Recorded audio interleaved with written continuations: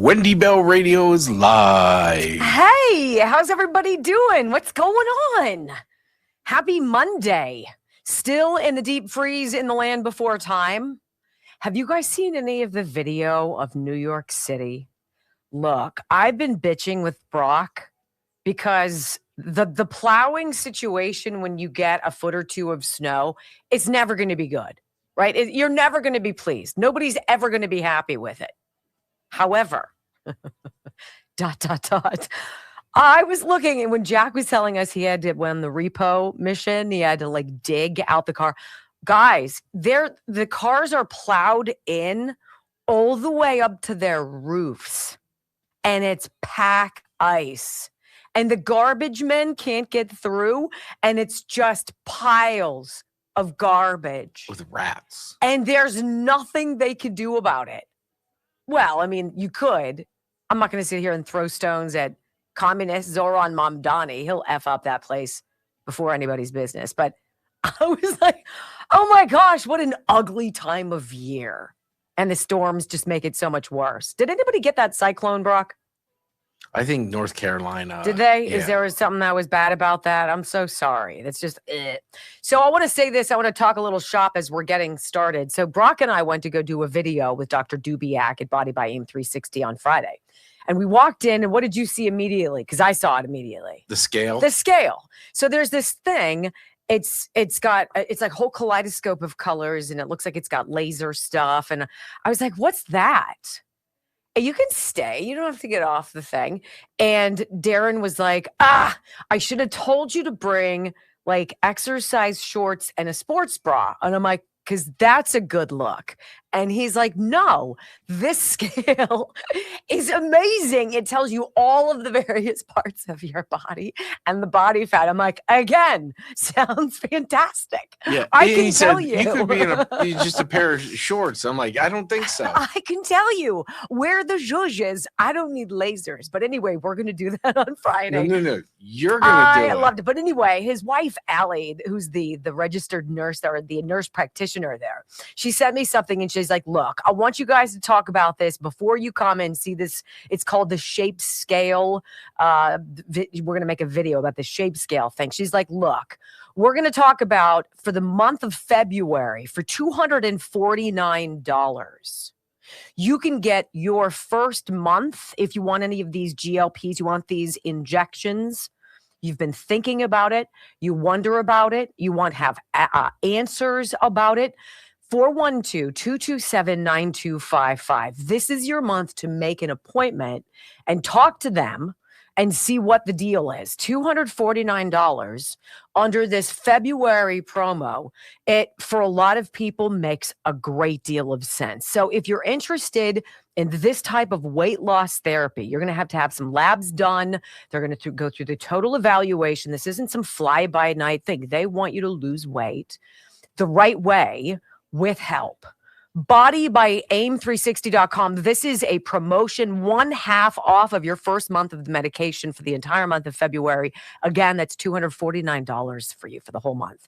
Body by aim360.com, 412-227-9255. Who saw Dan Bongino? How'd it go?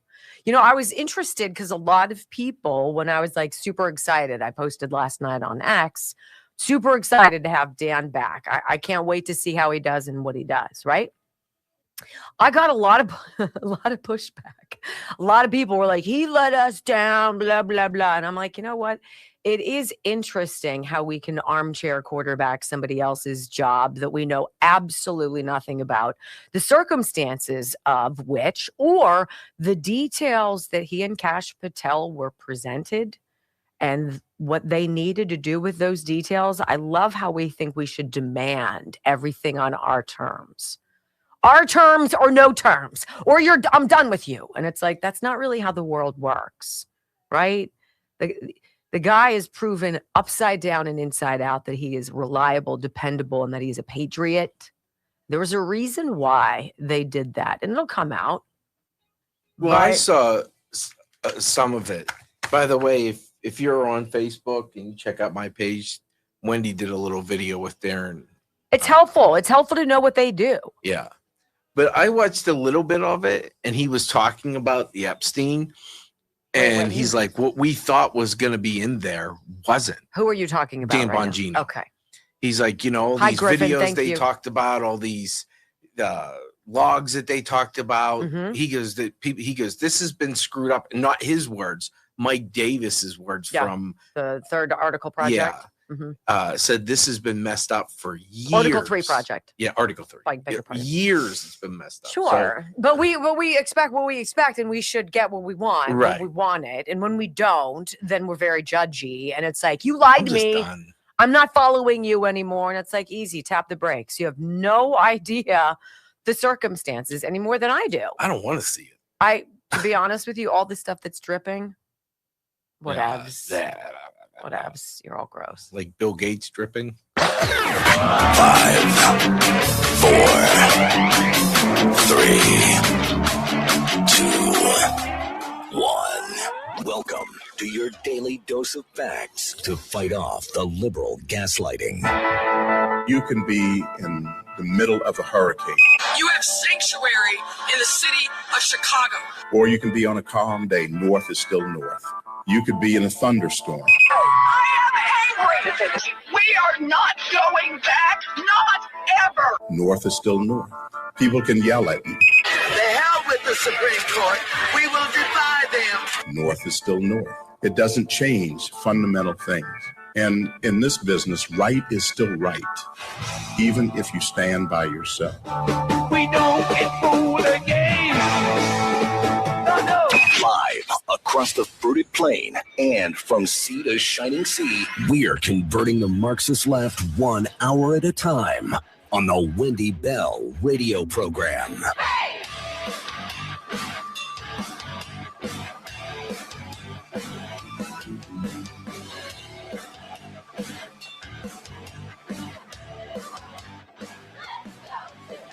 Well, hello, America. Greetings to all of you. Good afternoon and welcome home to the Wendy Bell radio program. Common sense, conservative values, and I deliver it to you from the mouth, the mind, and the heart of a mom. I see all the same things that you see, and we enjoy putting together 3 hours of what I believe is the important stuff we should be talking about. We leave a lot on the cutting room floor, ladies and gentlemen. There's some voices who've become really annoying, and I don't want to give them oxygen anymore. Sadly, you are going to hear from Chris Cuomo today. So that's the gift that keeps on giving. So do not go anywhere. WendyBellRadio.com. We're unusual. We broadcast the entire 3 hours, commercial breaks and all, and we invite you to get in the back scenes here and join in our chat. Love talking with you during the commercial break. So welcome home. I'm delighted you're here. Let's have a kick butt week, shall we? I pledge allegiance to the flag of the United States of America and to the republic for which it stands, one nation under God, indivisible, with liberty and justice for all. Amen. So I have this window of time on Saturday morning. I love waking up early. And this is before the boys are up, before Joe is up. It's just Murphy and me, and he's passed out somewhere in the living room. And I got busy in the kitchen doing one thing. You know, when you open up a drawer and it's all chaos and you're like, son of a mother. And you start pulling some stuff out, and then all of a sudden everything's out on the counter and you're wiping it down and you're scrutinizing. What are these things even for? How long do I found stuff from the sorority house in 1991. Okay, a spoon that I took from the Chi Omega house from the University of Colorado, I found in my drawer. It led to the refrigerator, right? Ew, if it's been a while since you've gone through your refrigerator, if you have people in your family like I do who are expiration date psychos, right? Mom, this honey has expired. I'm like, newsflash, honey doesn't expire. You could put that in like King Tut's tomb and it'll still be good in 2,000 years, yes? I found Caro corn syrup in the cupboard because, of course, from the refrigerator, it went to that cupboard with all the spices and oils and whatnot. And I found Caro corn syrup from 2014 which was only outdone by some random mustard from 2009. Yes, ladies and gentlemen, there were some things. Only thing that was grosser than that was the hair in the fruit bin and the dead fly. Yes. It was disgusting, but by golly, I got it done. And 5 hours later, you look back and you're like, my goodness, we've had so much crap in this house and we're going to start eating it. So we're going to all start choosing things that we're wanting to make, choose a protein, and we'll throw in some of the canned goods and get this crap out of here. But you know what? The expiration date thing. Are your kids crazy about expiration dates? Like, I grew up with, if it smelled okay, it was probably okay. My dad's like, hey, that's a best by date. That's not a use by date. You're fine. Milk, right? Did they tell you all your life? Oh, it's really good up to a week after the expiration. The evening before the clock strikes the next day, my kids are dumping out milk in the sink. And I want to say to them, I'm like, look, you little Gen Z jerks. All right. I want to tell you something. I'm Generation X, okay? Generation X is ready to take over the world because everybody else has so royally fudged it up. What do we have of baby boomers right now, right? We have baby boomers who are coming from the suburbs into our urban areas to protest against the lawful removal of illegal alien rapists, murderers, and pedophiles.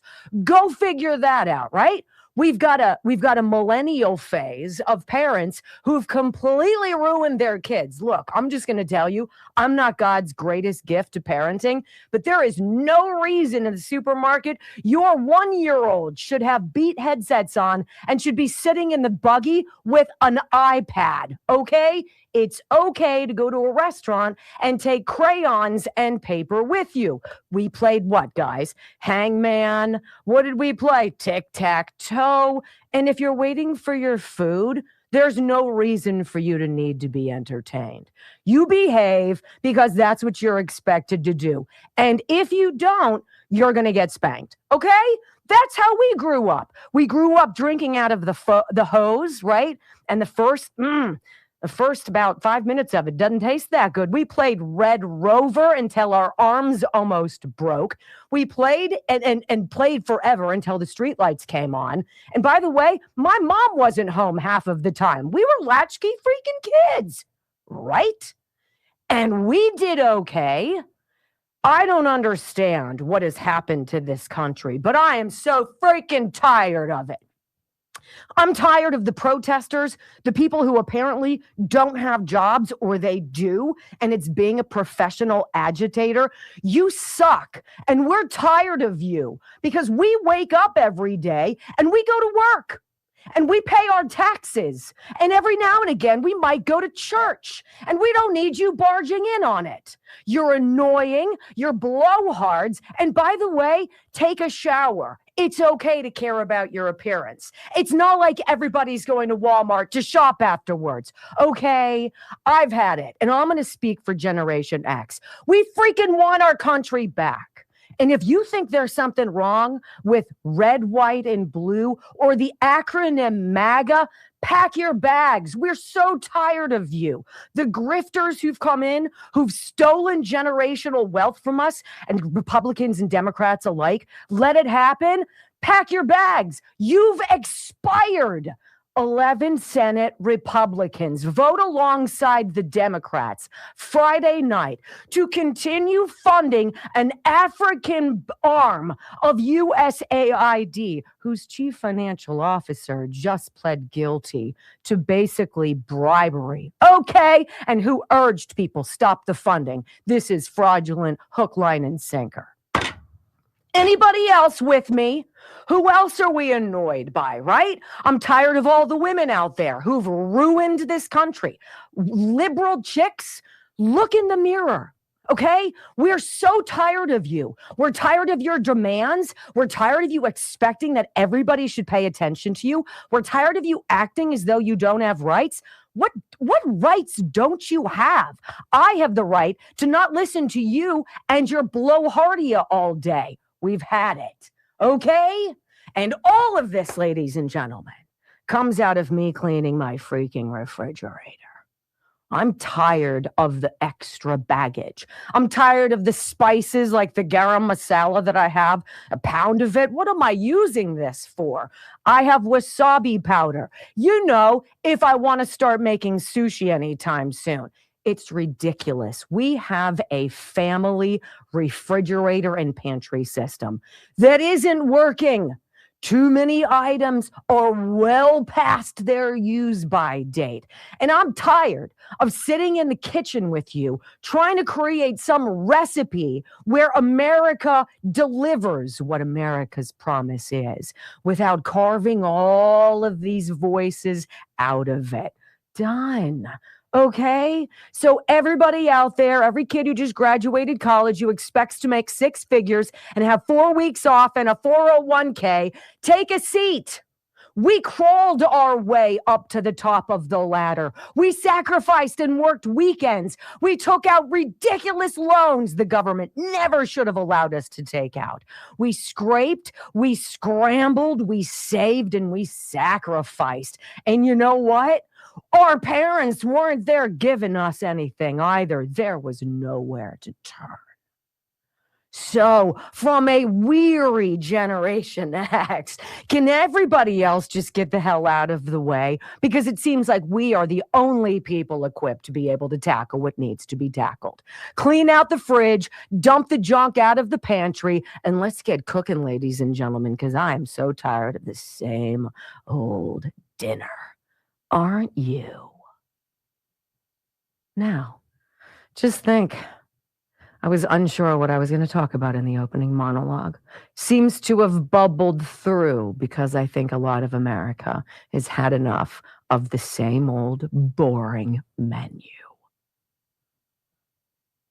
When we come back on the Wendy Bell radio program, okay, I've got the best Trump troll for you guys out there. This guy, I think it's Minnesota. I think it's Minneapolis. And there's one of these white women who's like, bok, bok, bok, and in the face of one of the agents. And he's like, look, lady, back up.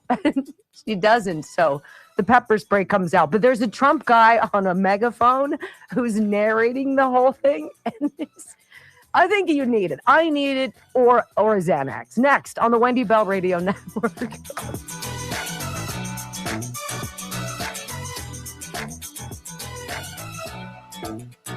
I might need to switch to decaf.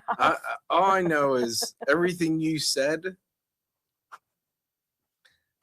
hits home with me because I was the get out of the house. Dinner's at 5. You're not supposed to be here. Yeah, dinner's at 5. You're not welcome here.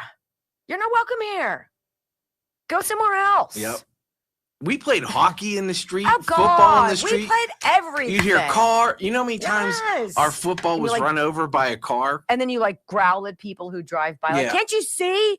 We're playing. I was wide open. So you had to drive by. I was just reading about Texas Bullion Exchange. I wanted to know a little bit more about the story of the company. This is wendylovesgold.com. And I think this is probably why this company resonates with me. Because their founder and CEO, his name is Edward. Edward got the bug of coin collecting when he was a little boy. And his story is so fascinating on the wendylovesgold.com website because it talks to you about how that love sparked something so big in him and he would start collecting more things and collecting more things. And boom, I'm sure he was an overnight success after 30 or 40 years. Up comes Texas Bullion Exchange as such a trusted broker of information for you to save and plan for the future. Buying precious metals isn't something I know much about, but you learn a lot when you call 855-927-5557. You really, really do. They want to talk to you. They want to help you. They want you to learn, and they want to help you get that peace of mind and get the bug, because it's like getting a tattoo. If you've ever had one, you want 50. When you have one coin, you're like, or one silver bar, you want more. 855-927-5557. wendylovesgold.com. Love them. Silver is still at 80, I think. lost like 30% in one day. I was like, God, it was quite a dip. Silver's at 79.78. All right, so did I sound like a lunatic during that? No, because I think everybody fits, every Gen X. Here's the thing about Gen X. We used a rotary phone. Yes. And a cell phone. Mm-hmm. Like, if anyone can understand going back and in the future, it's our generation. 100%. Dance between the two lines. We played with Stretch Armstrong and Slinky and played Twister. Fire, and lawn darts. No, that was you're before throwing missiles us. at each other. No, that was a generation before us. What are you talking about? My buddy's sister got hit in the head with a lawn dart. I know, I was there. That's terrible. Like, who thought that was a You're good idea? laughing at her. Hey, Earl, I need an idea for Christmas. Lawn darts. How about weapons. a projectile that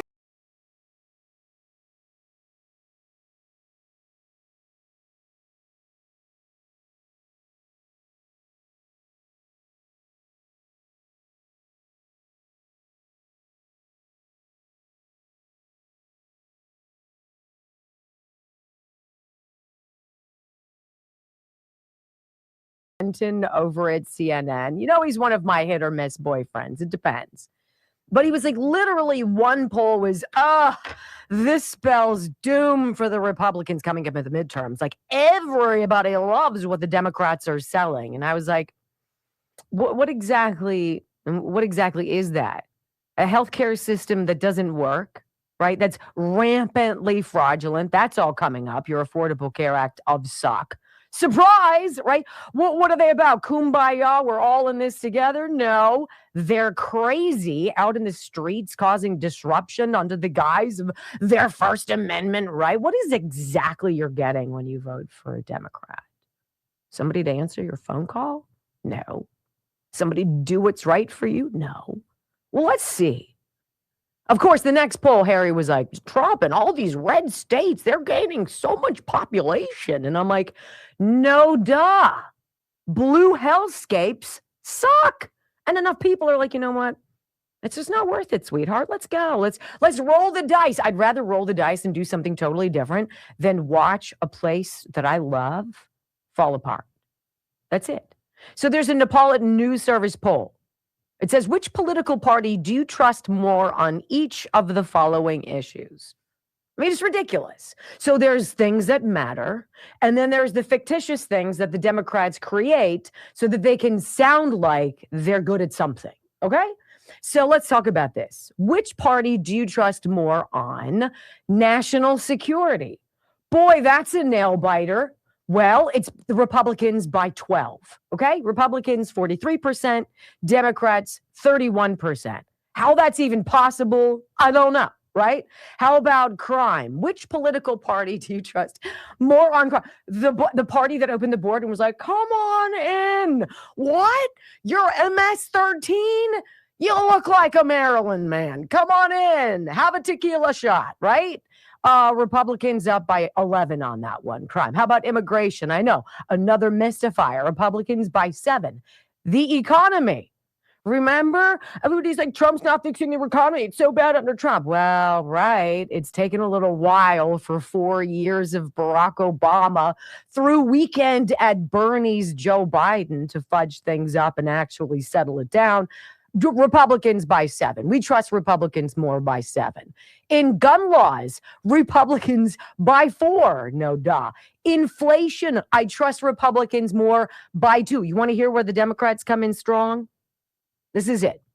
Democrats are trusted more on education. Really? By 10.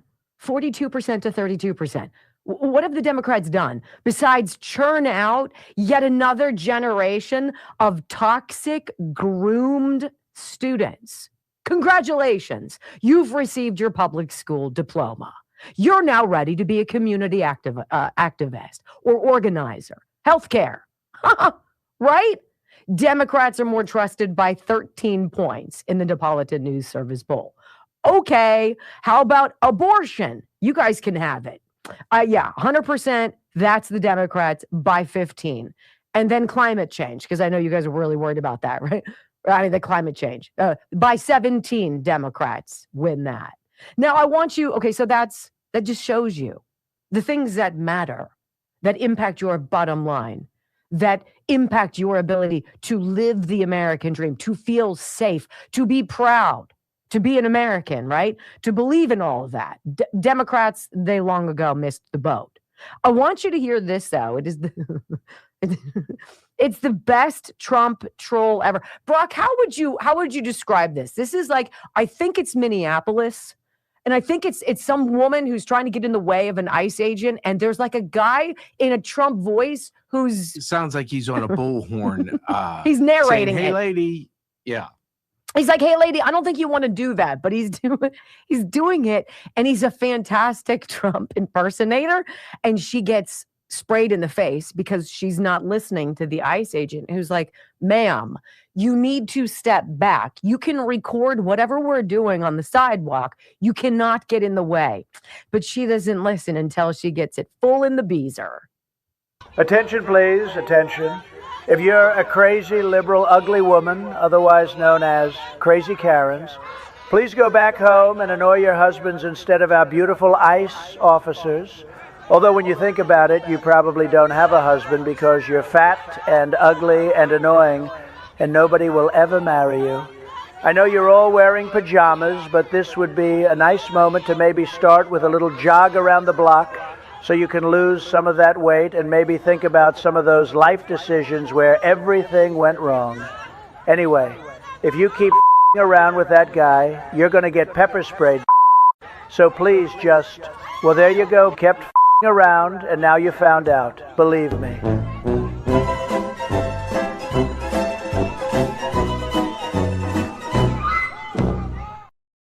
Gosh, that is I'm sweating after that. That is the funniest flippin' thing that I've seen. Okay, so this is where we are. We're literally ridiculing you. Literally ridiculing you. And there's one more poll I'll drop on you before the break. Interactive polling, Minnesota poll, okay? Should state and local authorities help with immigration enforcement? 50% in Minnesota say yes.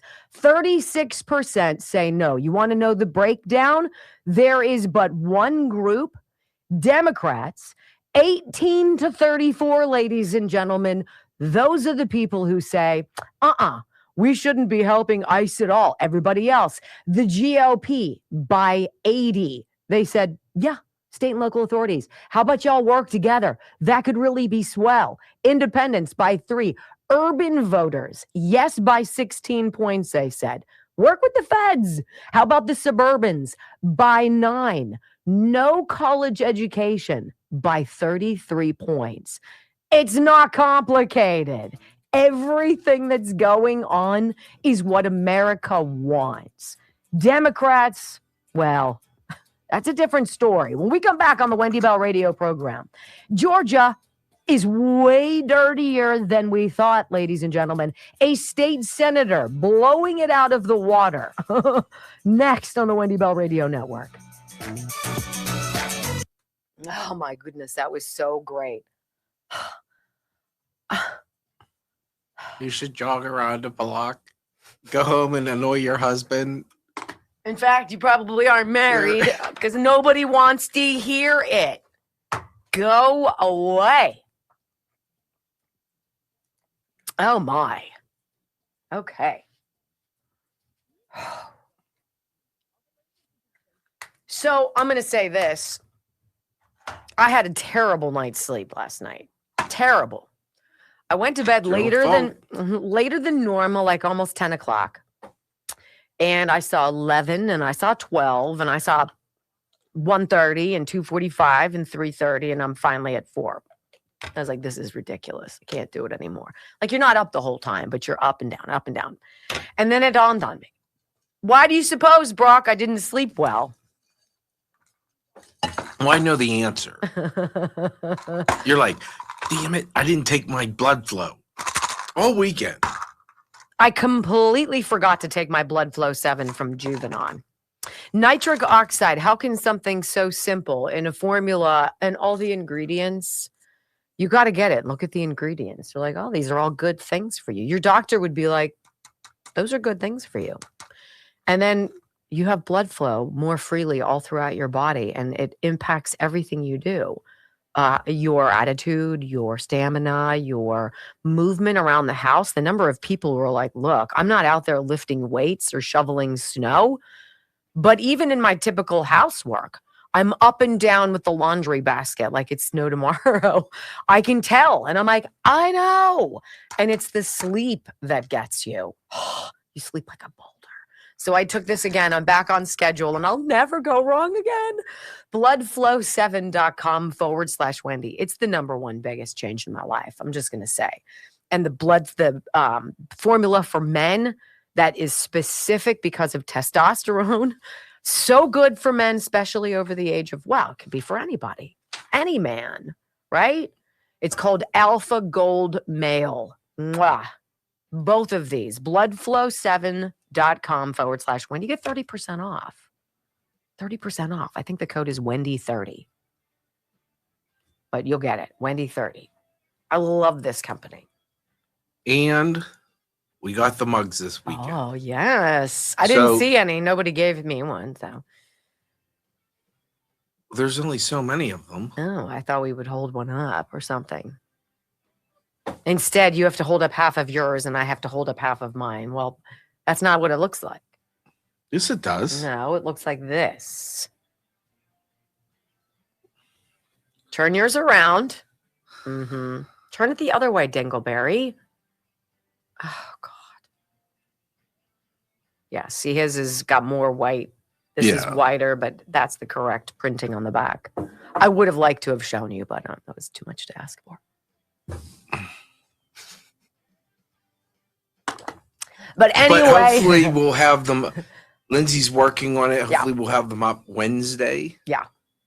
$700 each. Yeah. I thought that was worthwhile. We're trying to make them affordable. Yeah. They're $20. So there's his and there's mine, and there are 50 of his and they're like 200 of mine. 250 of yours. Which I just thought was exorbitant, but I think they're fantastic. And Gary Varvel, to have a Gary Varvel original that I can look at every day.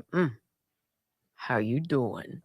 Yeah, I only got 50 in case I'm going to get fired this week. I don't want her to get stuck with inventory if I get fired. Well, you know what? Damn, I should have really thought about that. That's unfortunate. Hey, we have CB Distillery and Lean back this week. We're going to talk about that. Lots of people who want to help you lose weight. Each one is a bit different, which is neat. Depends on your jam, who you are, where you are, and your whole process. It's all about just getting healthier. Right? What you want to do. Yeah. I mean, when you change how you eat, I think fundamentally it changes everything, right? This is, I don't think it's a difficult concept, this whole idea, like the healthy fat, right?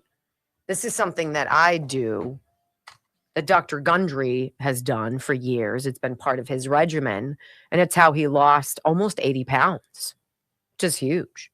When you can drink something that's delicious and has things in it that are good for you, and the natural side effect of those good ingredients is to completely destroy your appetite for a huge chunk of your day, which is helpful. I'd say good 5 hours minimum. But then it also works inside of your body to help you slowly and steadily lose weight. This is Dr. Gundry's tried and true gem. It's called thehealthyfat.com/Wendy. This is the watermelon lemonade. It's delicious. Watermelon, blueberry, and then they have like a fruit medley, like a raspberry medley. They're all delicious. And just everyone's been your favorite. And a scoop. Once I'm into it, right? And then when that can is gone, I'm like, I really like this one too. It's one of those tools. I like this because you drink water anyway, and you take a scoop and you put it in water and shake it up, and that's your drink. Now you're skipping a meal and you're not feeling worse for it. You're not dragged out. You're not like thehealthyfat.com/Wendy. Delicious. Another option in your weight loss arsenal. And hey, I'm all about it. 55, let's go. Feel good. I like it just because it supplements a meal. I 100%, Easier. 100%, 100%. I agree.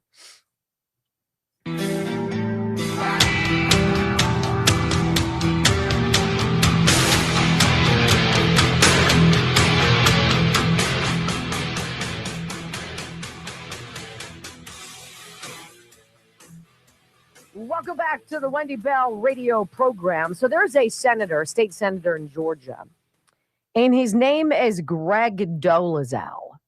Now, I don't know him, but he popped up on my Twitter feed, my X feed over the weekend, and it was a 4.5-minute video. And I was like, that's longer than I normally sit and spend. But he was talking almost as though he was Nick Shirley, doing what Nick had done in Minneapolis, exposing the fraud by the Somalis. This state senator in Fulton County, Georgia, was uncovering bogus voter registrations in various places, specifically in that zip code, which is the biggest county in Georgia. I think there's like 137 counties. Wild. 137. This is the biggest one. It is a blue county.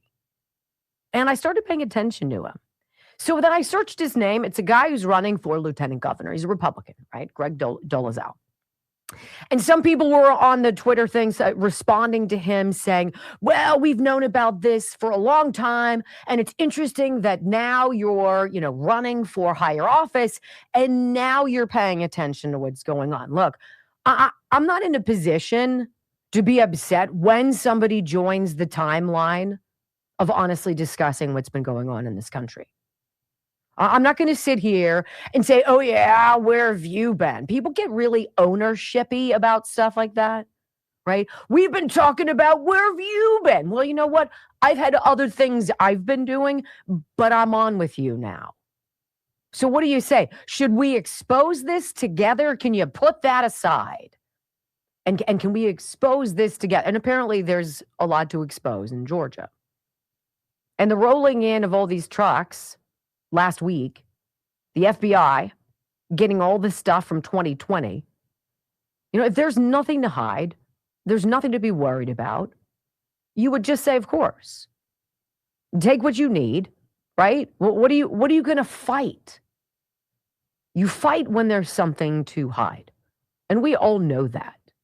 And it's very tiresome to hear the left's pants on fire's accusation. They're trying to steal the 2026 election. No, see, what we want is everybody's vote to be real and to be counted. We don't believe that somebody from another country should steal that from you. Now that's as homegrown America as it gets, right? That's literally the story. End of story. Now, if you're against that, you kind of force us to know exactly who you are. I want to read you this quickly before we get into some of the sound because it's nutty.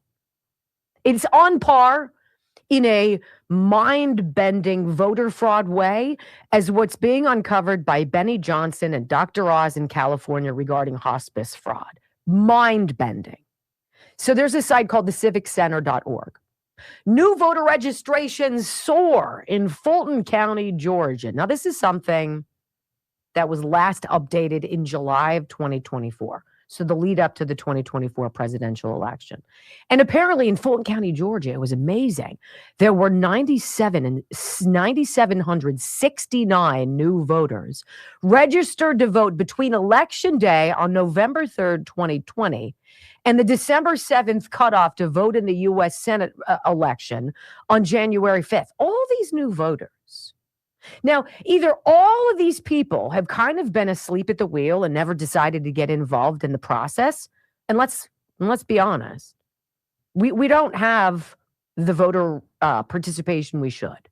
We've been kind of like California sports fans, kind of fluctuating, kind of feeble, right? Fly by night, not very committed, kind of apathetic, right? 10,000 people in just a matter of months signing up to register to vote in one county. Seems kind of odd, don't you think? I thought it was odd. So I started doing some digging and I found that Fulton County has 1,079,105 residents, a little over 1 million. making it the number 1 county out of 159 counties in Georgia. At least 897,036 residents were registered to vote in the 2020 election. I'm like, that sounds like a lot. Got 1 million people. You've got almost 900,000 people registered to vote. How many children are there, right? Because under the age of 18, obviously, you can't be registered to vote. Well, there's 219,000 children in Fulton County, Georgia. So how does that work? I took the 219,000 children and subtracted it from the 1 million who were allegedly registered to vote, and we're left with 859,000 adults who would be eligible to vote. So how is it possible that there are 897,000 residents who are registered? There are 859,000 eligible, but there are 897 who are registered. That's 37,000 more people registered to vote than there are people. Other than that, I'm positive that everything going on in Fulton County is totally on the up and up, right? So I want you to hear this guy, Greg Dolezal, running for lieutenant governor. He's like, look, people in Fulton County are registered to vote at abandoned homes and UPS stores. This is not a new problem. Listen. All right, y'all. Yesterday, I made a serious allegation on the floor of the Georgia State Senate that Fulton County's voter rolls have been, and continue to be a complete mess. And today we're going to bring you the receipts. Currently in the state of Georgia, it is illegal to be registered to vote from anywhere other than your primary residence. Can't register to vote at UPS stores, can't register to vote at homeless shelters, can't register to vote under an overpass. But today, and this is as of the January 5th Fulton County voter rolls, about 70 people are registered to vote right here. We're going to bring you a couple more locations to show you that this is not an anomaly. Fulton County has got to get their act together. And he's standing in front of a UPS store. He's like, we got 70 people who registered to vote. This is their primary address. It's a very simple rule. A very simple rule. And people don't break the rule. And that's unless they're trying to cheat. Bang, bang, bang, bang. And so, by the way, the Secretary of State's job is very basic. Your job is to maintain, to clean the voter rolls. Make sure people who've moved out of state aren't getting ballots. Make sure people who are dead aren't getting ballots. It's not complicated. Then the state senator goes in front of a ramshackle house with broken windows. Doesn't look like it's habitable. Let's hear how many people are registered there. All right, y'all. This is 850 Oak Street in Fulton County. And there are 19 people registered to vote at this abandoned house. And so again, this is on the Fulton County Registrar. They've got to clean up their voting rolls. This is not a new problem. And remember, back in 2020, absentee ballot request forms were sent to every single registered voter, including at locations just like this. How many of you emailed me during COVID, during the elections, during COVID, and you're like, my dead mother got 6 absentee ballots. What? And they're like, oh, don't worry about it. It's just not, it's not a big deal. It's just one, but don't worry about the signature on we don't need to sign it. And I know, yeah, that postmark date thing, we're just, that's a little complicated. It is a virus. I mean, let's just all be safe, not worry about it, okay? Yeah, that's been going on. I'm sorry, the state senator seems a little too docile about this because I'd be climbing through the camera. He says, oh, wait a minute, it gets worse. He introduces his own David, the guy who was working with Nick Shirley. And this guy's name is also, I believe, David. And he's been working, he's done the dirty work, who's paid for the voter rolls from Fulton County, Georgia. He's got the voter rolls, ladies and gentlemen. He's checking each one. Oh, my. All right, so we are at 1445 Woodmont Lane, physicaladdress.com. 138 people registered to vote, but I've got a treat for you. This is Jason Frazier. Jason, come on in the frame here. Jason Hello. Is the guy that's done all of the heavy lifting on this. He and David Kate are the two folks that brought this to my attention. Jason, how hard was it to figure out that you had thousands of people in Fulton County registered to vote from illegal voting locations? It's not that difficult. The hardest part is getting a copy of the voter rolls. I mean, not everybody wants to spend $485 for the statewide voter roll, but essentially once you get it, just sort it based on number of people at one address. And this one jumped real far out of the page because there's 138 people registered to vote here. And when we turn the camera, you'll see it's just it looks like it used to be a house, but now it's a commercial virtual mailbox. So I can't fathom there's 138 beds in that house, so they can't be registered to vote there. 138 inside this property that now looks just like a commercial mailbox. And he says, what about this one? They know that this is a commercial address. We have voters who were born, ladies and gentlemen, in the 1800s who apparently are living inside this building. Mm-hmm. Here's the thing, Jason, that's really compelling to me. The county has every piece of zoning information. They know this is a commercial location. They obviously can do easy database sorting and searching. You also, though, have identified 1,000 people that were born in the year 1900 that are on the Fulton County voter rolls. You've identified a couple hundred other people that very much seem to be the same person, same name, same address. I'm sorry, same date of birth. Yeah. And tell us about some of that. Yeah, I mean, there are a lot of folks across Georgia who show 1800 or 1900 as their date of birth, which means what I've heard is that means they don't know their date of birth. If Fulton County or anywhere in the state, they don't know your date of birth, how can they be checking to see if you're a legal resident? And a lot of these, we were talking about the duplicates, they'll have two people registered at the same address with the same year of birth in slight variations of their names. So maybe it's Bob and Robert, maybe it's Bob and Bob. And it's clearly the same person at that address. But if you've got typos in somebody's name and you don't know their date of birth, how in the world do we know they're a U.S. citizen? And that just needs to be cleaned up so we can verify everything. Why is the Secretary of State not paying attention to that? Why do you think? And then he goes, look, this is not your average citizen's job. It's the Fulton County Registrar's job to go over all of this. And wait until you see the homeless shelter where thousands of people are registered to vote. Say what? The fact that people like Jason and David and, a number of other people from Derek Somerville to Mark Davis to Philip Davis have had to do this kind of work on their own is frankly absurd. The Fulton County Registrar, this is their job. They are the ones that are supposed to keep the voter rolls clean. And like I've said before, and Fonnie Willis got mad when I said it, it's always Fulton County.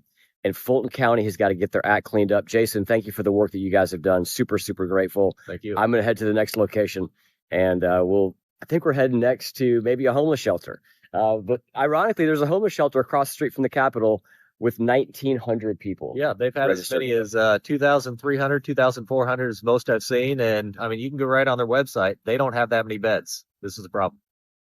And if you aren't aching already in the crotchal region where you've now been kicked, here's the final one. All right, this is 477 Peachtree Street. There's 70 people registered to vote here.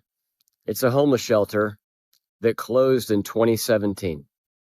All right, y'all, here we are, 2625 Piedmont, another UPS store, 96 registered voters right here in direct violation of Georgia law. Not hard to find for us, apparently pretty hard to find for Fulton County. Not complicated, ladies and gentlemen, and you see it as clearly as I do. This is why these sanctuaries exist. This is why they don't want to comply with the Trump administration. This is why these cities, counties, and states are no longer getting federal money. Quick time out on the Wendy Bell radio program. When we come back, the media just can't help themselves. I'm sure they covered that, right? Oh, yeah, no. I'll read you something from ABC. What next?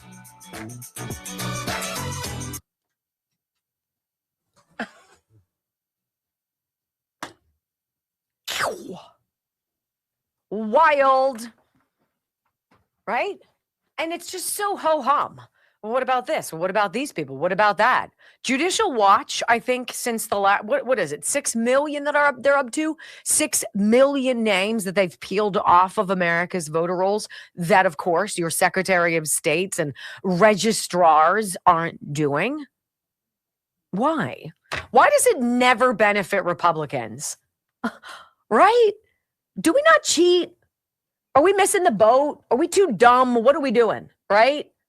Is that what we have to do? We have to cheat? I find that so offensive. So offensive.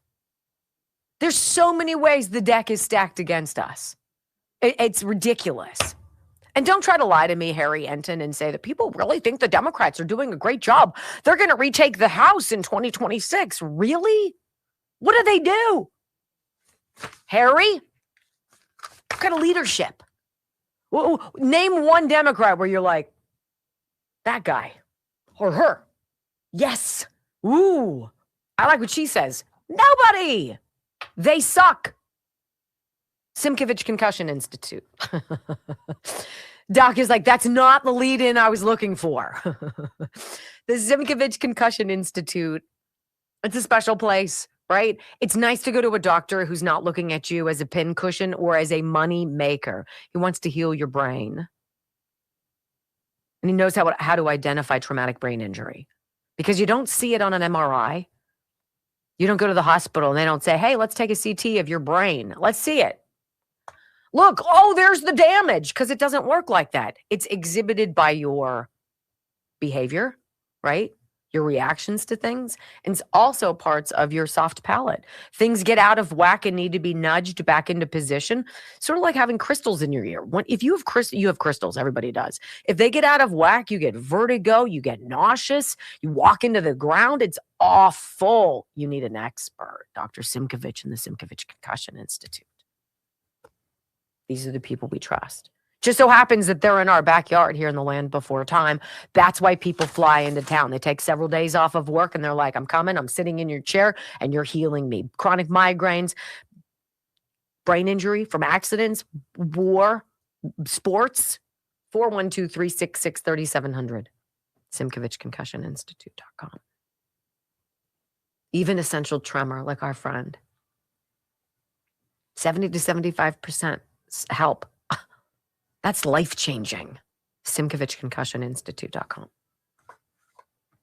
ABC sucks. Oh, what? The Gary Varvel was in the chat. Says, does anyone really believe Biden got 81 million in 2020? No. I mean, for heaven's sakes, it's just so dang insulting. It is. It really is. Not just I think what the most insulting thing is not only the 81 million, because we know he didn't get 81 million. But also the fact that he got 81 million and didn't campaign. Oh, yeah. And the Democrats up until there would get like 50 to 60 million. There's just one thing. No, there's just one fact that you need to know that Joe Biden was none of that. And I will deposit it on you here briefly. Because I probably walked into the hedges? Because I probably can't get it out fast enough. That the Easter Bunny needed him to shoo him away. I mean, there's plenty of it.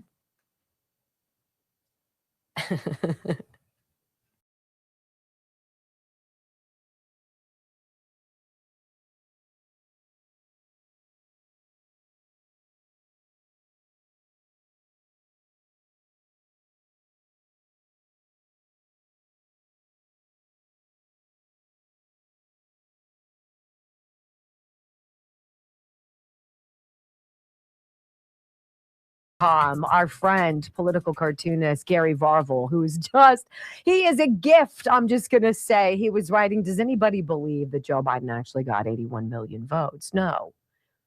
And I said in the chat, I was like, there's one thing that you need that confirms to you that the entirety of those 4 years was a farcical, scripted, garbage narrative that you and I didn't vote for. Not one single person in the entire year of 2024 gave one lousy penny to the Joe Biden Presidential Library Fund. Please. The insult always of our intelligence. Right? And they trot out the biggest boobs to try to make you believe that what they're saying isn't farcical. I want to read you this from ABC News. Trump posts discredited conspiracy theories following seizure of 2020 ballots in Georgia. First of all, what has Trump told you that has been wrong? Second of all, what have they accused him of that he's been found guilty of? Yes? Right? In the hours after this is ABC News. This is what they're not interested in the truth. They're not interested in what could come about. They're not interested in identifying and stopping fraud. Okay? In the hours after FBI agents seized 2020 election ballots from an elections facility in Georgia on Wednesday, President Donald Trump posted a series of thoroughly discredited conspiracy theories. That's all you need to know. Thoroughly discredited. See, things are not discredited when they're not allowed to be presented in courtrooms to be heard by non-biased judges and juries. Okay? That's not thoroughly discredited. You can debunk things all you want by wagging your finger with a fact checker who says, actually, that's not what happened. And it's like, actually, we have hundreds, if not thousands, of signed affidavits, signed under penalty of perjury, because we actually believe in that. I know the left doesn't, the deep state doesn't. That's how Fauci and Mayorkas and Christopher Wray and Hunter Biden and all of these other sleazebags lie under oath with impunity, right? It's like they're immune to the rules. This one sentence, that's all I wanted to even read to you. In the hours after FBI agents seized 2020 election ballots from an elections facility in Georgia on Wednesday, President Donald Trump posted a series of thoroughly discredited conspiracy theories about the 2020 presidential election and the 2016 election too. Pay attention to what he posts. He tells you exactly what's going on. He tells you exactly the truth. Prove him wrong. Fulton County officials said Wednesday that the FBI seized original 2020 voting records while serving a search warrant at the county's elections hub and operations center. The FBI said they were conducting court-authorized activity at the facility, but said they would provide no further information. Late Wednesday night, the president reposted to his social media platform a claim that Italian military satellites had been used to hack into U.S. voting machines to flip votes from Trump to Joe Biden. China reportedly coordinated the whole operation, the Post reads. The CIA oversaw it. The FBI covered it up, and all to install Biden as a puppet. Trump put that out. ABC says that was just one of a flurry of posts and reposts by Trump making discredited claims about the 2020 election. Discredited by whom? By people who went over everything? By a thorough review of all of the equipment? Because last time I had checked, the person who tried to thoroughly review stuff, Tina Peters, got herself thrown in prison. They sure don't want to know the results of her thorough review, do they? So there you go, ABC's small little snippet for your tongue of suck today, yes? Blah, blah, blah, blah. It's bitter, but you can taste it. When we come back, hour number 2 of the Wendy Bell radio program, it is, in fact, the sound of panic. I mean, if there's nothing to hide or to protect, why are these people so sketch? The CNN interview that tells you everything you need to know about Georgia. Next on the Wendy Bell Radio Network.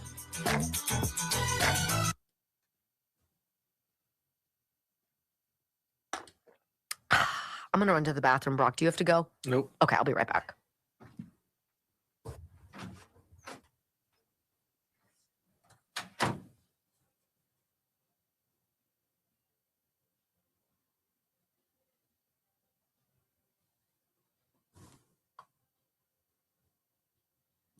It is also insulting that they sit there and say, you'll hear in this next clip at the very end, last thing he says, transparent. If you're transparent, then why the uproar? And who out there thinks, and this is me being conspiratorial, that Tulsi Gabbard let them take that picture of her on the phone with boxes of what we would assume are ballots behind her. She knew, they knew that that would drive the media bonkers. They knew it. I just think it's funny that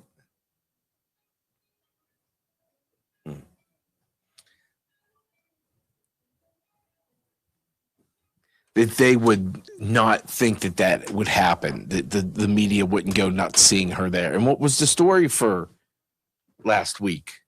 Why is Tulsi Gabbard there? What's Tulsi Gabbard doing there?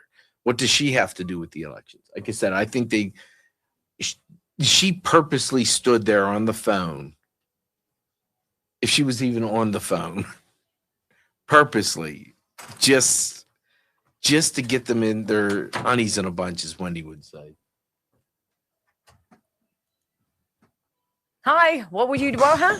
I said that who out there thought that Tulsi Gabbard getting her picture taken wasn't on purpose? Standing there on the phone with all the boxes of ballots behind her, they knew that would be the story. And what did they do? They that was the story for a week. You know, anybody who witnessed something that made them uncomfortable in 2020, and I saw plenty of stuff, knows that this has never been properly adjudicated. No. And ABC's desperate attempts to tell you that Trump was beating the Tootsie Roll-less pinata within an inch of his life. There's nothing here. Go somewhere else. Do something else. Oh, by the way, did you hear about the new virus that's coming out? Oh, yeah. Look, it's right over there. One person was found dead, but it's super transitory. Transmissible. Wow. Well, everything You with them sounded is like Janet freaking yelling. If I never see somebody, if I never heard her voice again, it would be too soon.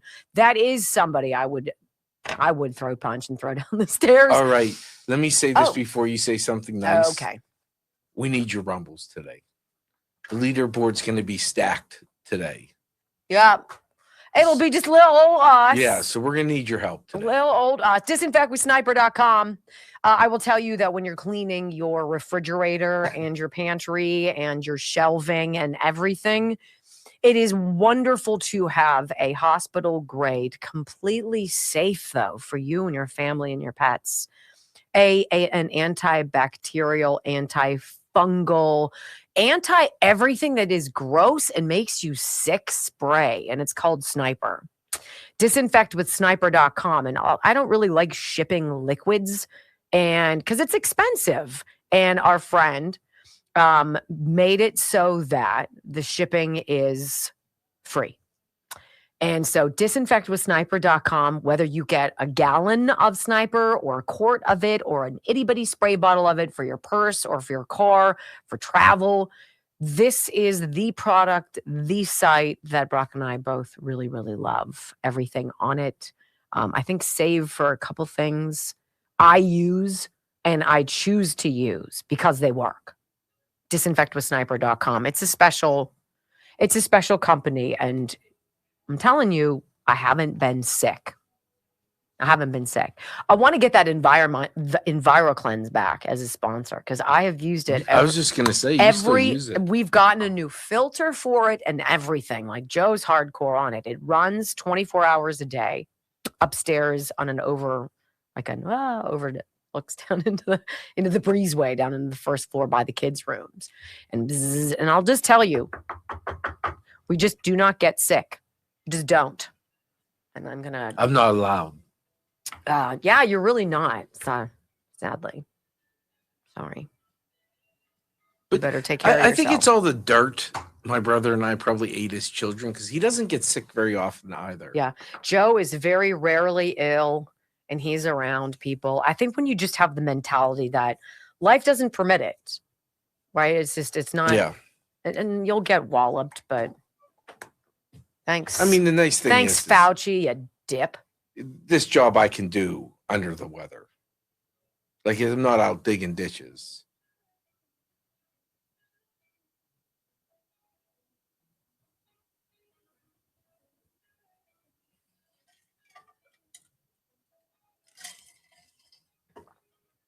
By the way, going back to the monologue of Gen Z, am I the only one with their friends who would take the Roman candles and shoot them at each other? I never had those. That was not part of my urban warfare. I can't be the only one that did that kind of stuff. What's a Roman candle? Is It's that the a one that firecracker? shoots, I think it's the one that shoots the little balls out. Like, And they're on fire. yeah. And we run around and like. That was like me saying to my sister, "Bet you can't hit me across the street with the BB gun." And when so I she say went, kid, I and mean went, we were like "Oh." 20 and 21, 22 years old. Right. He was 37. No, you've met all the friends I did it with. No, We're I mean, apparently we all pretty managed. bright. We made it through life. I remember when I was cranking on my banana seat bike and then the chain fell off and I flipped over the handle. Every kid from that generation, you have no skin here anymore. Right there. And your parents Toast. would rub you, dust you off and be They're like, like, all right, wow, you're that good. sucks. Sit there. So don't let the sheet stick to your scabs. Yeah, And you're like, fine. 5, 4, 3, 2, 1. Wendy Bell, America's anchor mom, fighting for America 1 hour at a time. Welcome to the family. She once hosted a 3-hour show in just 15 minutes. She once intimidated the Electoral College to audit itself. Her monologues are so sharp, they're considered a concealed carry weapon. Fact-checker sites routinely issue her a retraction a week in advance. Even her commercial breaks trend on social media. Her freedom of speech has diplomatic immunity. She doesn't just drain the swamp has to ask for cab fare. Wendy Bell is the most interesting conservative woman on radio. Keep rumbling, my friends. 3 hours of bold truth and excellence. You've just signed up for the WBR Army. Strap in. This is the Wendy Bell radio program.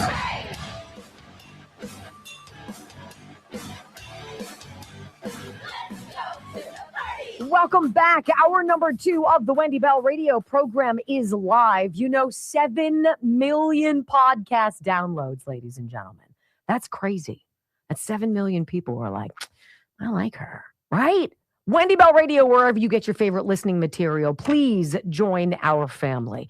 I want to know, because you have these people in your family, maybe not so much in your immediate friend group, because it's a difficult thing, right? How many of you had to experience friends or people in your immediate DNA group who literally went off the rails and turned into wacko liberals? And you're like, look, I've known you were a Democrat. I've always been a Republican, but I mean, come on, you've got to see what's going on. You have to realize that they stole an election and they stole it from Trump. You can hate him all you want, but you have to admit at the end of the day, wrong is wrong. North is still north, even if you stand by yourself. I don't want to win if there's cheating. I find that very offensive. At what point are you so desperate to win that you don't care about the collateral damage? You don't care if people die for that. You don't care if people are sacrificed in the street for that. You don't care if their money is stolen, if their children generationally are stolen from before they're even born. You don't care. That's a special slice of crazy. Because there's nothing to me, I think, that's worth that cheating and stealing for. Will they have their own epiphany? Will they wake up and realize that what we went through for 4 years, it was such a blur because of COVID and all of the bad decisions and all of the bad actors and all of the media people who came forward and lied to you, and they lied to you morning, noon, and night. They served you a smorgasbord of garbage, the likes of which I'm not so sure you and I could have even fathomed. Are they capable of saying, oh my gosh, I was wrong? I don't think so. I don't think so. That's scary. So I heard this exchange on CNN over the weekend. There's nothing extraordinary about these two doomcoffs who are talking, okay? It's some guy who's an anchor on CNN over the weekend, and he's got some guy, I don't even know what his name is. I don't even care. But he's part of the whole elections apparatus. He's the chair of the Fulton County Board of Commissioners, and in fact, I did write his name down. It's Rob Pitts. All right. So you got this guy on CNN who's talking to Rob Pitts, the chair of the Fulton County, Georgia Board of Commissioners. And they should be talking about, hey, look, so the FBI came and took all of the stuff from 2020. We saved it in a warehouse. They took it. They're going to analyze it. They're going to review it, and they're going to get back to us. But look, we're confident in our elections. We stand by our results. We believe we did things correctly, and we're gonna hand the stuff over. It is theirs by law, right? They've got the warrant for it. They've got all of the stuff for it, and off they go. And we look forward, if you were scrupulous and not lying or hiding stuff, you would say, we look forward to finally putting this to bed. Once and for all, we look forward to cooperating with the FBI, and we look forward to, because we're confident that we didn't do anything wrong. That's what honesty sounds like. That's not what you're about to hear, okay? So in this chair of Fulton County Board of Commissioners, Rob Pitts, the anchor, we're going to stop even in the first 10 seconds. I want you to hear the CNN anchor's question, okay? Listen. How concerned are you that the federal government may try to intervene in your elections this year? Whoa. I'm sorry. That's the story you guys are having. That's the conversation you're having. Because what we want to make sure is that the one from 2020 wasn't compromised, and that didn't then spill over to 2022, and that 2024, that was, see, that's what we're trying to do here, fellows. They want you to believe that the Trump administration is now trying to slither in, and they're trying to impact the next couple of elections, starting with the midterms coming up in November. Here is where your guy comes in, your Fulton County Board of Commissioners, Mr. Pitts, and he's super worried that all of these records have been confiscated. No, that's not what happened. Listen. Well, I'm extremely concerned, and we're concerned, first of all, about the confiscation of the records that we were holding at our warehouse here. They were safe and secure. That's what I've tried to assure our citizens and the voters that they were. But once they left our possession last couple of days ago, I have no idea where the records are. I have no idea who has the records. I have no idea what they're doing with the records. So it is of some concern. Now, what really, though, bothers me, that I think the bigger issue here is, what is this all about? And what I think, in my own opinion, that it's all about the 2026 and the 2028 elections. If they are able to sow dissent, concern, confusion among the voters, it could impact, and I think it will impact, the elections in 26 and 28. So that's my biggest concern now. A secondary concern, though, is there's been an effort in the state legislature with our state elections board. They've wanted to take over Fulton County elections for some time now, and that's not going to happen on my watch. Because see, your elections board is Republican controlled. There is one Democrat on it. And so this is one of those situations where, lo and behold, maybe there's some common sense that can come out of this. We can come in and once and for all clean up the mess. But did you hear what he said? What a flimsy excuse. Rather than saying, a lot of people worry about Fulton County. For some reason, we stand by our results and we welcome the FBI to take this stuff and report back to us. He comes up with a whole new storyline. If they can sow dissent in 2020, sow dissent. What are you talking about? You guys allowed theft of the election. Are you kidding me, Rob? And don't act as though this is something the Trump administration is trying to do, because we're not falling for it. He says, look, we hand counted 2020 and it was perfect. 100% certainty. What do these absolutes tell us? Listen. The 2020 elections are over with. No matter what they're doing with the ballots, nothing's going to change. Again, we counted every legal vote. They were counted multiple times. There was even a hand count. And in every instance, we come up clean. In fact, in addition to that, we've conducted some 17 elections since 2020 without any errors, concerns whatsoever. So I'm satisfied that what we're doing here in Fulton County is open, our elections are fair, and they're transparent. Right. It's super transparent. Brock, did you hear that? 17 elections since 2020. Every single one is gone without a hitch. There's not a single mistake. Well, when you've perfected cheating, of course there's no mistakes in your cheating. So clearly they're freaking out because, well, who knows? And then, of course, sanctuary cities and sanctuary states over the weekend, bing, bing, bing, bing, lost their federal funding, because if you're unwilling to comply with the federal government that comes out and says, hey, we need a copy of your voter rolls, that's the authority of the federal government, you must comply. Okay? It's not an option. You must comply.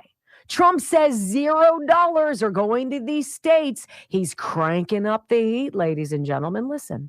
Additionally, starting February 1st, we're not making any payments to sanctuary cities or states having sanctuary cities, because they do everything possible to protect criminals at the expense of American citizens, and it breeds fraud and crime and all of the other problems that come. So we're not making any payment to anybody that supports sanctuary cities.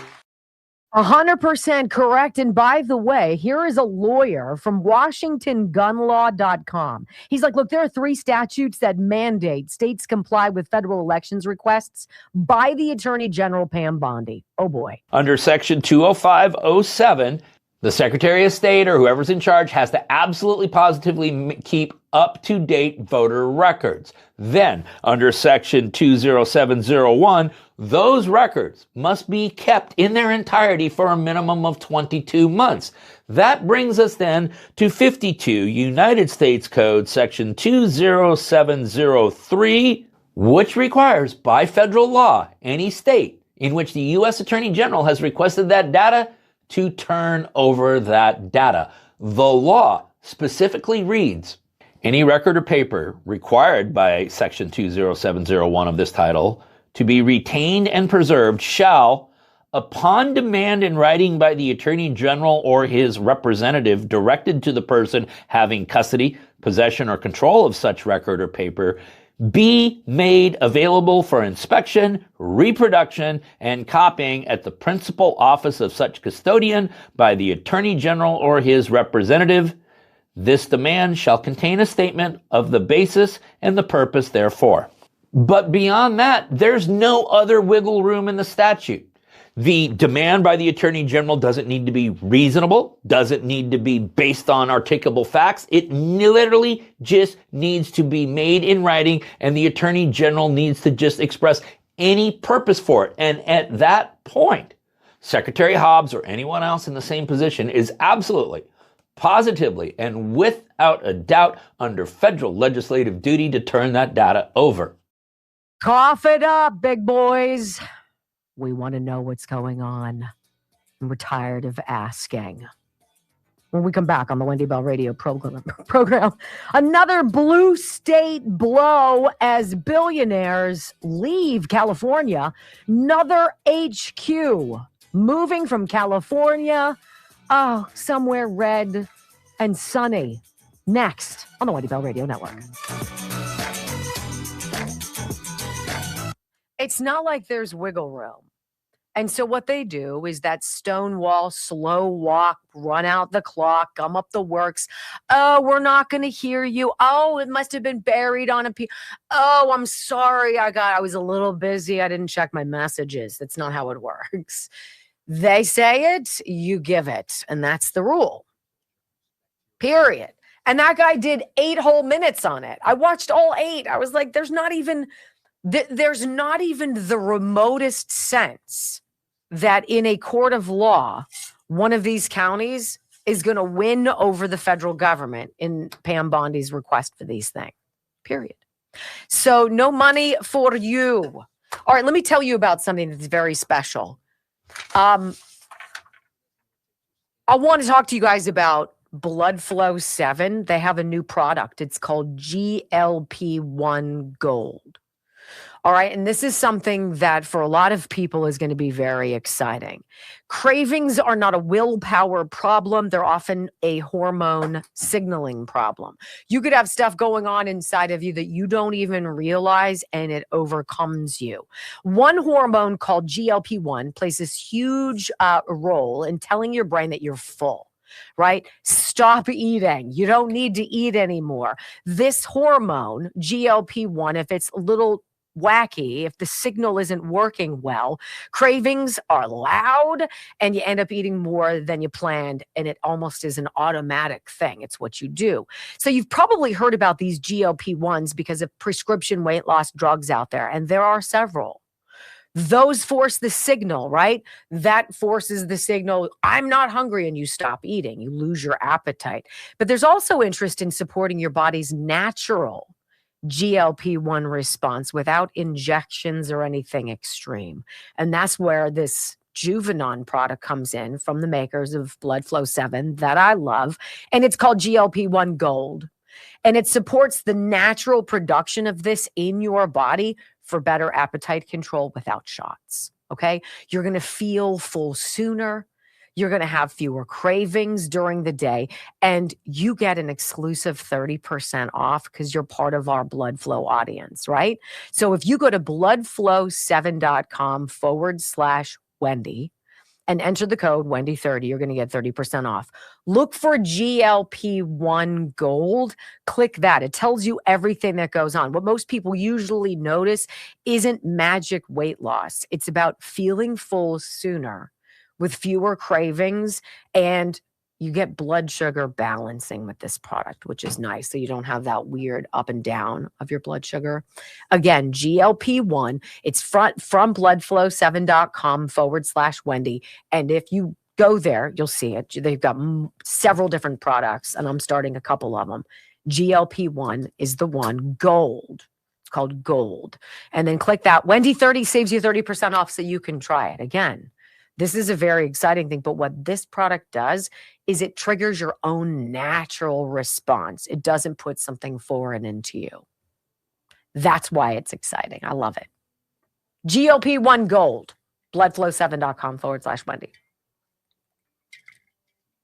Like I said, a lot of different ways that you can get help slimming down, controlling your cravings, and all of that. Do you think they control your cravings with beer? Because that's where I have a little bit of difficulty. Yeah, I had a couple yesterday. I did as well. Well, just with you, that was it. See, if I drink in the afternoon, I can't drink anything else. I'm done. That's it. So a beer at 2, and I'm like, amen. Ooh. Huh? What time did we eat? 4? I started at 12.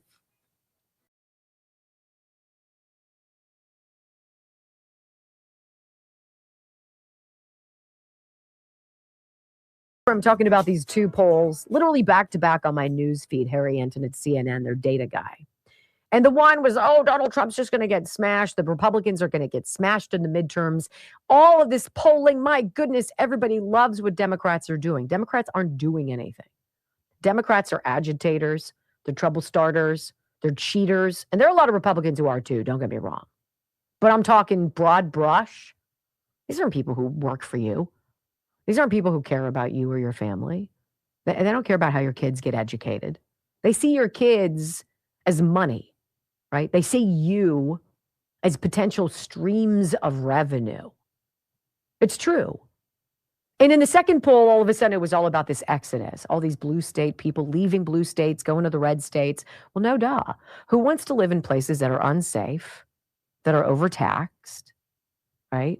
Where the public education is wonky, and there's no revenue stream that isn't considered by your state legislature. It's not effective. It's not good cost management as a business. And as it just so proves here, California tech company moving headquarters to Florida in another devastating blow. Did you guys see that the DNC is $3.5 million overdrawn, basically?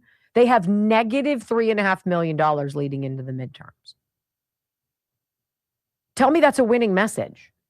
Tell me people are giving authentically, organically to your message. They're not. Republicans have like $95 million in their war chest. Democrats are going to have to borrow, right? So what's the tech company? State of California losing yet another one to Florida in a dramatic sign of the rising allure of low tax, right? Bang, bang, bang, pro-business states. Quantum computing firm D-Wave Quantum Incorporated announced it's relocating its corporate headquarters and its key research and development operations from Palo Alto, California to Boca Raton, Florida. I mean, I'm surprised it's taken them this long. The move, confirmed in a statement from the company, marks a stinging blow to Silicon Valley in what many see as a broader trend of tech companies leaving high-cost California for more business-friendly regions, right? I mean, if it's going to save you gobs of money, how could you stay? There's only so many times Gavin Newsom can take his bucket and drop it down into the well of billionaire wealth and bring it up and find stuff.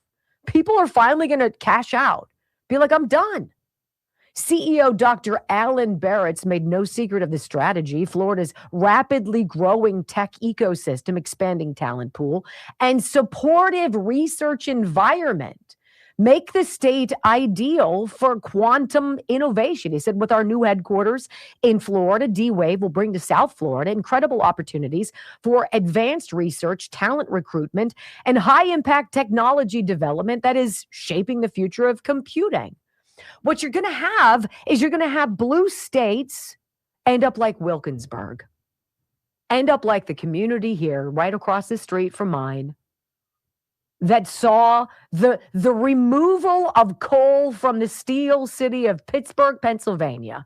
And you take away profitability, you take away industry, or you bring in a lot of taxes and a lot of regulations, and people leave. They take their jobs with them, they take their payrolls with them, and they take their families with them. And then all of a sudden, there's no one else to tax into oblivion for Democrat policies of suck.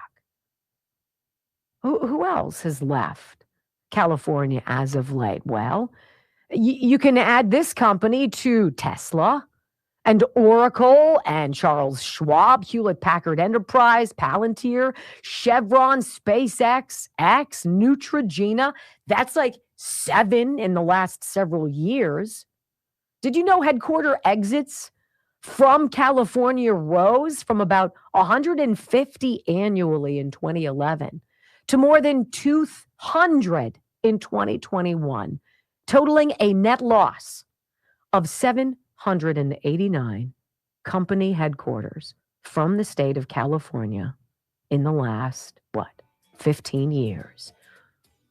Hey, Harry, don't try to sell me some sunshine that everybody wants what the Democrats are selling.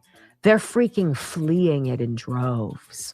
When we come back, let's talk more about these Democrat hellscapes. We'll stay in California, where 18% of America's total healthcare costs come from one California county. Say what? Next. Make it make sense. Make it make sense. Wow. How you guys doing out there? Haven't talked to you. 2.58. I'm just going to say that's kind of poopy in the Rumble factory. If we could go down and just click the thumbs up button and follow us, I super appreciate it. We're trying to get to 100,000. Look, this is organic. Nobody's rating our stream and sharing us with hundreds of thousands of new people. This is literally grassroots on our hands and knees with you guys every single day, which is, I think, why you're so loyal and wonderful to us. I have a whole box of stuff I'm supposed to go through. I went to the P.O. box. And I should probably start telling you about some of the things that we got. Well, this is interesting. I didn't realize there was such a place. But did you know that you could save your Fs? Fs Mine to would give. be empty. Fs to give. And so this is, dear Wendy, here is a jar of Fs since you apparently have run out. Use them wisely from the DeMotts. This is Cindy and Martin. I love you guys. Save your Fs. It comes with its own, like literally, its own, yes. Who's done with the Fs? I am. What a great idea.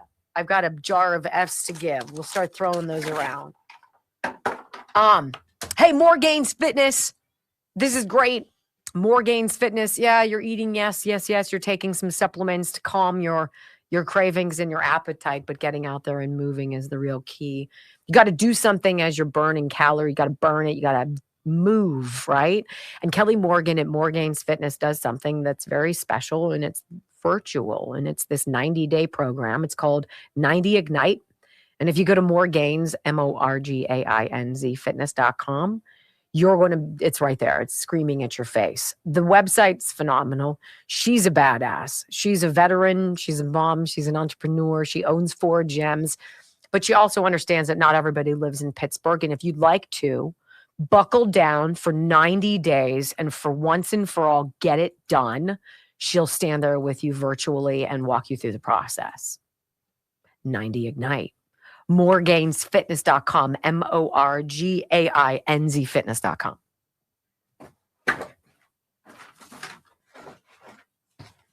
Do you see the text I sent you? I'm sorry, I did not.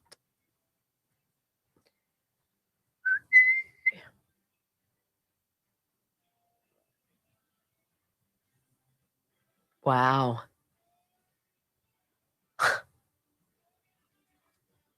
He tells you everything, doesn't it?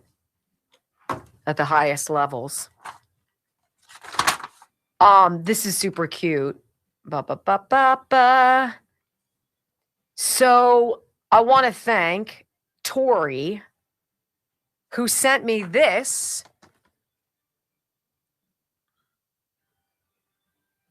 It's apparently the outrageous UK comedy about nothing but sex. I don't know what she thinks I need. A DVD player? I don't know, but it was very cute, and it's a very dear reason why she sent me this box set. Thank you for being a part of our family. You're very kind for what you wrote. Very kind. Brock, how many follows do we have? We are up to 83,549. We started the day at 83,400. Wait, so we gained 149? Yeah. What? Since this morning, yeah. See? Thank you for that. From when I first checked this morning at like 5:30. I love it. All right, let's see what else.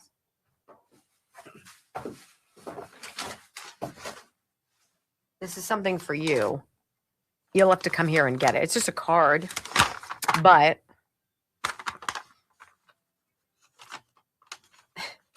and then there's 2 bad jokes that I'm going to save for Friday. And then Brock, this is for you, but I think this is, hold on. I'm opening up your card. I don't do that. I'm sorry. You have a minute.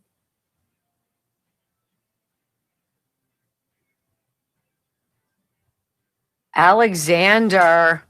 gives Brock this. Ooh. I'll use that. I believe in that stuff. He's had great success, he says. Alexander Patroclus or Patroclus. Thank you. That was so nice. Yeah. So that's for you. You can take that bad boy home. I'll trade you for the bag of salt. Perfect. 6,400. Thank you guys for your rumbles. 271. We're now 290 away from 3,000. Thank you. I know we're coming up on it, and I don't want to steal your thunder, but I just want to say Benny Johnson's knocking it out of the park. Yes, he's done great. He has been great, and I love promoting him. Right? Yeah. He's going to take the time and spend the money and go out there and produce all of these videos about the suck in California. God bless him. And Nick Shirley's on the ground too. Yeah.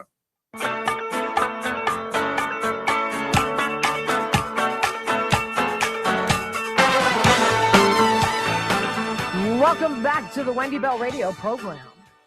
So we got a couple people, citizen journalists, if you will. These would be right-wing MAGA extremist podcasters. I love that everyday curious Americans are going out and they're starting to do some digging, whether it's on the Epstein stuff. And remember, that's smokescreen city. There's a lot of smokescreen. There's stuff there, and it's dangerous because we don't know. Right? Well, I don't know. I'm not able to hyperspace into somebody's world and read an email and extrapolate their intent or what they were doing with whomever or not. I mean, it's such a cluster ball, and it's meant to be on purpose. And it's meant to be juicy and salacious and stunning and disgusting. And it's like something you can't tear yourself away from, but I can. Because we've got California to talk about. Benny Johnson on the ground. We've got Nick Shirley from Minnesota on the ground doing what Democrats are unwilling to do. Because we all know why. Brock just sent me something. It kind of strikes me, Brock, as some kind of breaking news. I don't know if I've given you enough. Probably not enough, but there we go. Wendy Bell. Breaking news. Yes. It's true, ladies and gentlemen. A little breaking news for you here. Leader Schumer says the SAVE Act will be dead on arrival in the Senate. And he warns of another GOP shutdown. Look, the only reason you don't want people to have to prove that they're American citizens is because you're a cheater. I know you guys needed me to take you to that conclusion. I know you know this. I wonder if Chuck Schumer knows that you know this. Because if Chuck Schumer knew that you knew this, he might then restrict himself from being such a jag. I will not. This is dead on arrival. We're not going to vote on it. Well, really? This is going to be maybe the showdown that we all decide is our hill. Okay, so let's start with this Fox News on the staggering degree of fraud. This is a little teaser-beaser, wet your whistle with this one, and then let's start digging. One doctor billed the government $120 million in a single year, claiming to oversee 1,900 patients. With almost 2,000 hospice agencies, LA County has more than 36 states combined, and 30 times more than either Florida or New York. 18% of the whole country's home health care billing is coming out of Los Angeles County. How is that possible? And take a look at this map, a cluster of 287 hospice providers in a 2-mile radius, some in strip malls, unmarked buildings, even a wrecking yard and vacant lot. All of it is just paperwork. I could fill that out in Kazakhstan if I want and get a hospice license waiting for me. So that's like some undercover guy or some like whistleblower. I could fill that out in Kazakhstan and swindle money as a hospice provider in Los Angeles. Eyes on California, 18% of total U.S. home health care billing is coming out of LA County. One doctor billed the government $120 million in 1 year. I'll read you a couple paragraphs and then we'll start digging. The Trump administration and Dr. Mehmet Oz the administrator of the Centers for Medicare and Medicaid Services, have turned their attention to Los Angeles County and the massive amount of alleged medical fraud that's being reported from the state. California.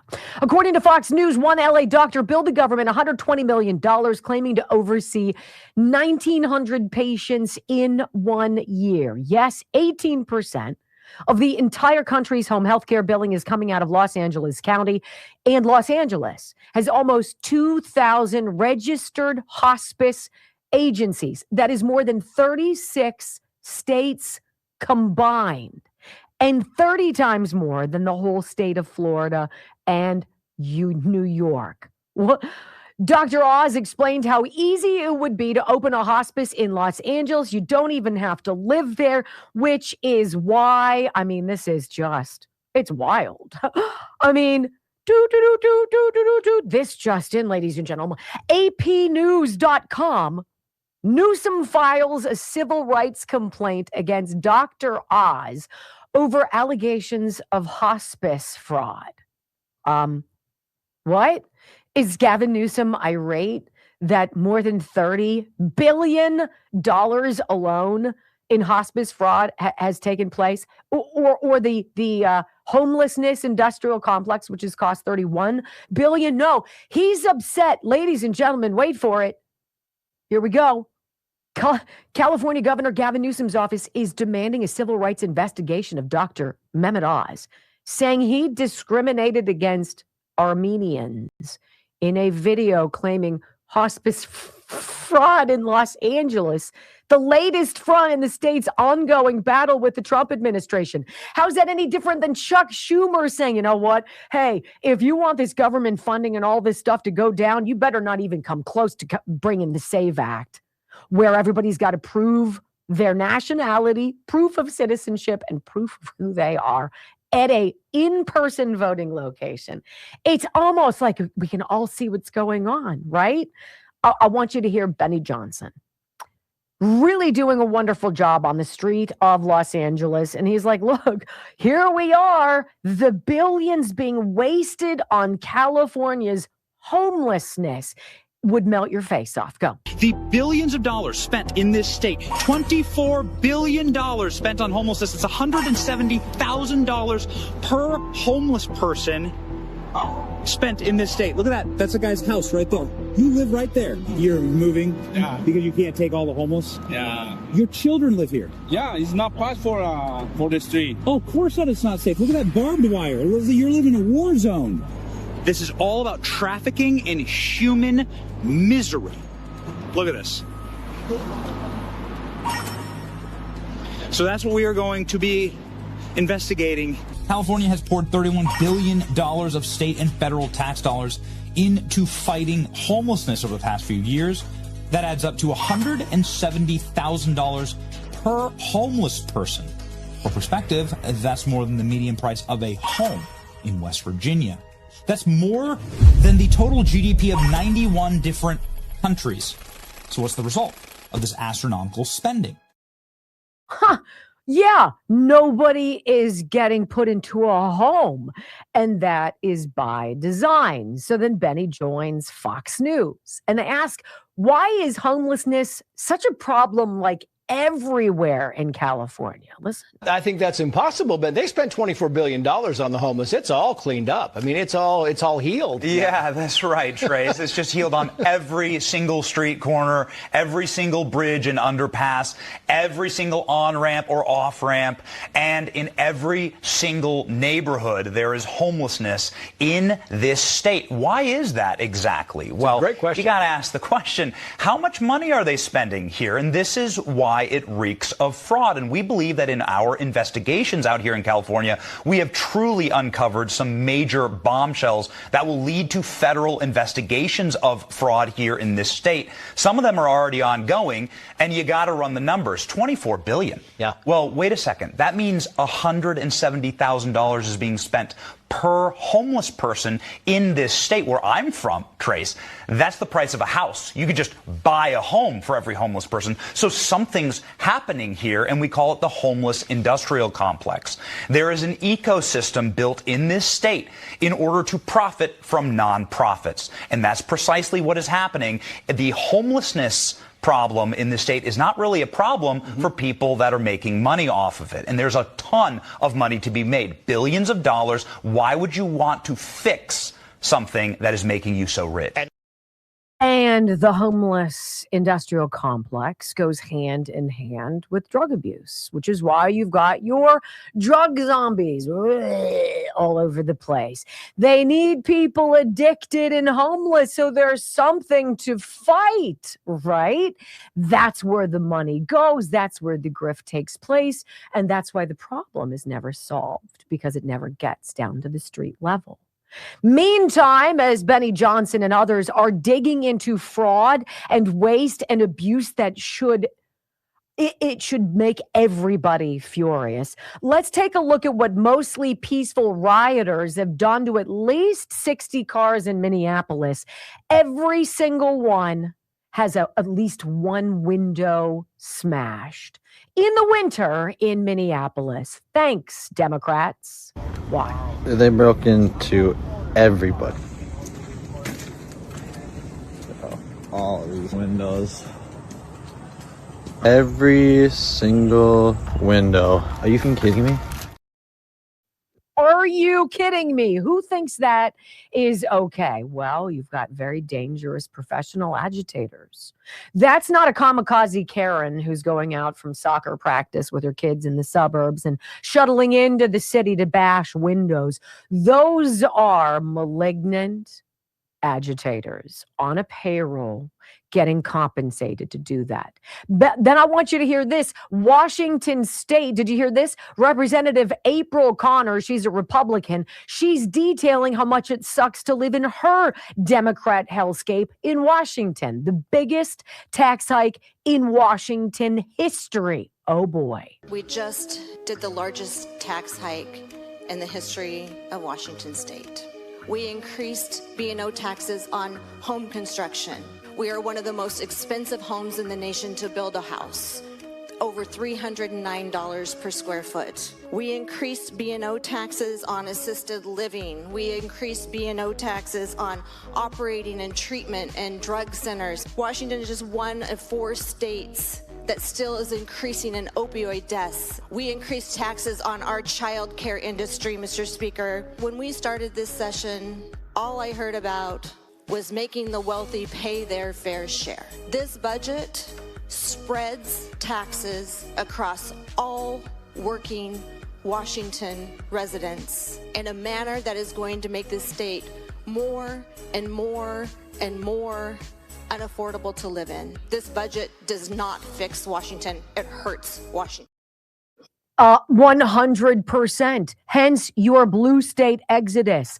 Shocker. It sucks to live there, right? And finally, Benny Johnson talking about the massive effect his tip line has had. And that email has now received over 1,000 tips from state employees, from people that work in federal office and state office and local office, from people that work in municipalities all across California and regular Californian citizens. Thousands of emails pouring in, 1 email per minute on average, with direct evidence of fraud, telling us where we should look, what we should investigate. And so we are saying, thank you. This movement is rolling strong. We are going to show exactly the grift and the theft that has occurred in California. It's affected you and me. The American taxpayers pay for this. It has to end. And along with it, the politicians that allowed it and most likely profited from it, due to the fact that a lot of this is about buying votes. 100%. There has to be accountability. Remember, no one, my friends, is above the law. When we come back on the Wendy Bell radio program, so the Epstein embers are smoldering. They sure do want us talking about that, not all the fraud, right? Don't be distracted by the Epstein drops next on the Wendy Bell Radio Network. I'm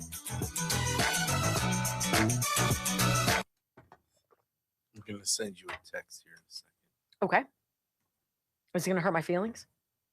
Of course. Excellent.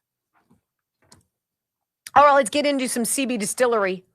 I want to tell you about my friends and make sure that's where I'm going here. I got to pull it up. I love when they come back. They're so lovely. I think they're here all month. I think they're lovely. CBDistillery.com. Look, if there is something that you can do that prevents you from seeing a doctor and needing a prescription, I'm all for it. Prescription medications, particularly those that make you fall asleep, that chill you out calm-wise, or that take away pain. A lot of these things can be narcotics. I don't want to be on something where I feel like I'm not in control. And CB Distillery gives you that option with their formulations. They have gummies that you can suck on. They're like little gummy, it's like a little gummy thing, like a little gummy square. And you suck on it, swallow it, 35, 40 minutes later, you're like, I think I'm ready for bed. Good night, right? You've got problems with pain. You've got a bunch of different options here. You can rub things on that get down into the muscle ache, not just like freezing with some peppermint, smell on your skin, but penetrating into your ache. And of course, the whole thing about calm. Stress and anxiety can absolutely destroy your day. You can gain control, and you can have 25% off right now. CBDistillery.com. Use the promo code Wendy to get that discount, right? I mean, and it's been a while since you've awakened feeling good. If it's been a while since doing stuff around the house hasn't hurt you, or you felt like you've been in control of your stress and anxiety. CBDistillery.com. 25% off, promo code Wendy. There you go. Now, this is some dedication here. Oh. Taylor Covelli. Okay. Bought Wi-Fi on my flight just so I could listen today. That's awesome. That is dedication.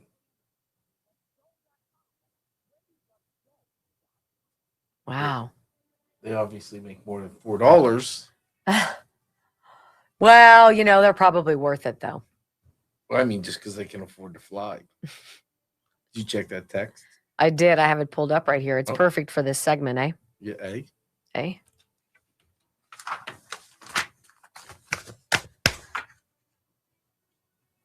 Ireland Contracting, 1-800-NEW-ROOF, IrelandContracting.com. Look, it's not always going to be 0 degrees. They're going to be able to come to your house and get up on your roof and tell you why it's leaking. They're going to tell you if they can patch it or you need something that is more significant and expensive. They're going to give you an estimate that's good for a year, and they're not going to bend you over and twist you and be like, oh, well, we found extra problems, so you're going to be screwed now. Ireland Contracting, 1-800-NEW-ROOF, IrelandContracting.com. If it's on the outside of your house, they can fix it. They can make it better. Windows, soffit, fascia, gutters, downspouts, skylights, sun tunnels, siding, all of it. All of it. 1-800-NEW-ROOF, IrelandContracting.com. You remember when they would tell you on a flight to turn your phone off because it could interrupt the... And now they offer Wi-Fi? Mm-hmm. Joe's, he's super persnickety about that. I don't think he's a big fan of flying. So it's like, put your phone on airplane mode. And I'm like, okay. Meanwhile, you're like, ring. I'm like, I don't know. Like, I don't want to fiddle with anybody's equipment, but like, remember if you had to do something in a car or whatever, you didn't have an iPad or whatever. You had cards. You'd play war with your brother or sister. You'd play the license plate game. Now my kids are like,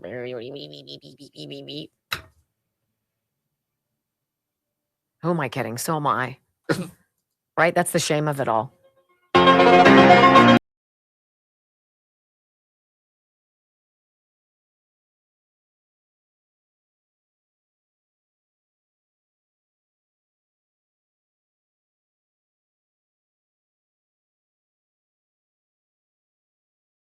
A lot of time talking about Jeffrey Epstein, right? There was gross stuff that happened. There were victims, and they will never be made whole. You can't convince me that Virginia Giuffre killed herself. You can't. I think this is so much deeper and darker and more disturbing than I even want to even think. Double even in one sentence. There you go. This just in here, according to this site that Brock and I both follow, Amuse. Lawyers for more than 200 Epstein victims are pushing federal judges to order the DOJ to remove the Epstein files from public view. These same voices spent the last year demanding disclosure and accusing President Trump of stalling. The DOJ ultimately released the documents with required redactions, with Trump exonerated and damaging details now pointing toward Democrat power brokers. The pressure is abruptly flipped back to secrecy. There's no benefit there.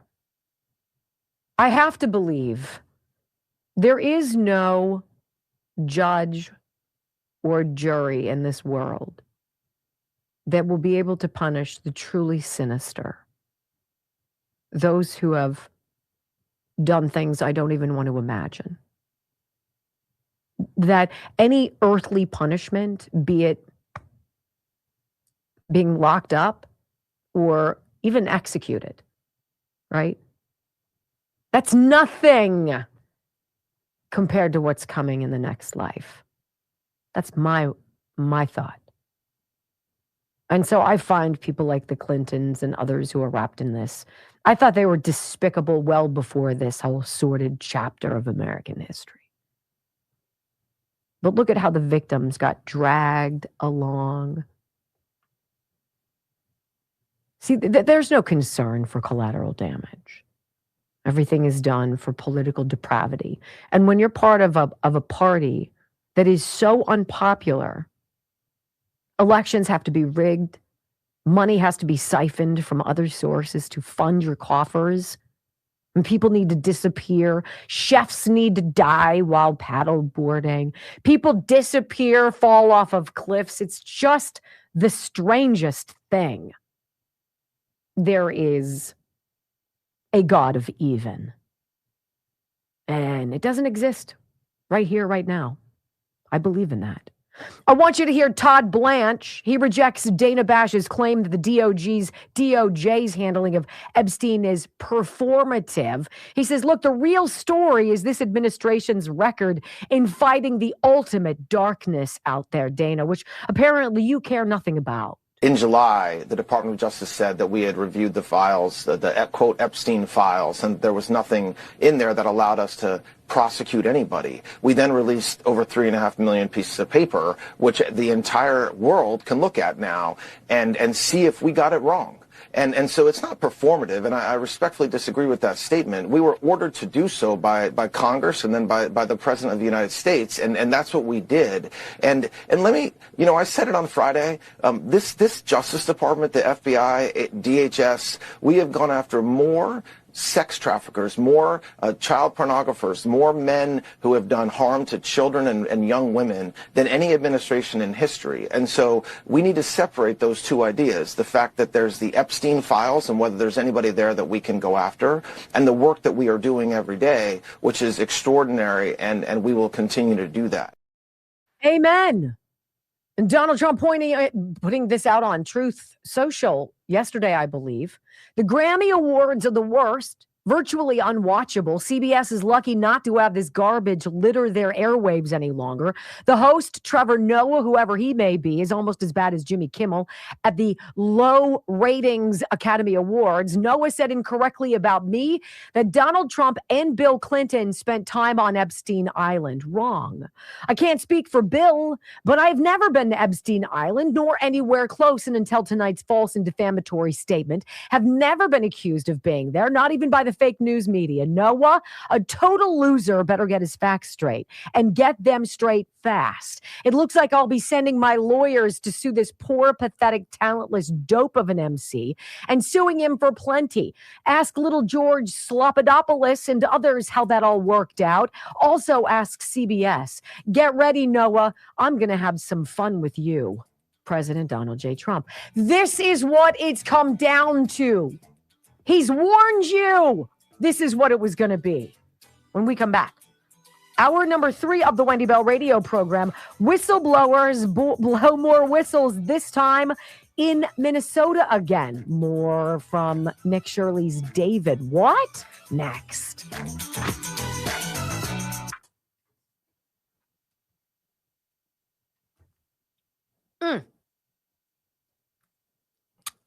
Yeah, I agree. Don't be making jokes about that stuff, Trevor. That's actionable. That's called slander. And the president has the details. And so does anybody with a computer, because you can put his name in. And like 5,000 times Donald Trump's name comes up out of this trove of documents, right? Go through every single one, because you know they have. I love this.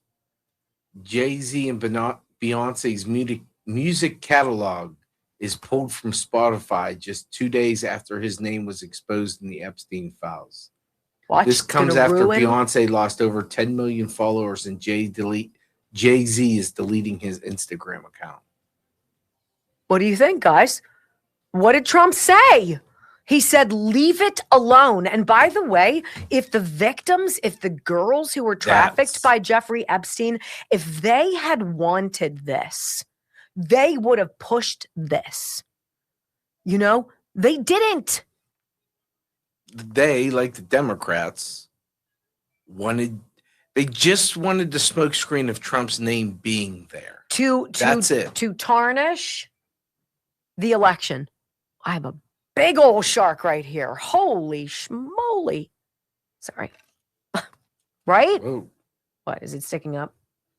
If you look straight on, you got like a divot in your hair. Do I? Right where your part is. Well, that's the way it goes. Yeah, Sorry. well, you know. I can't. I was going to say that. Accurate. 100% accurate. All right, let's see what we got going on.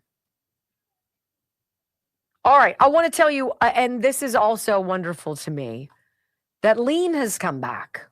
I think they're here all month too. Lean from Brickhouse Nutrition.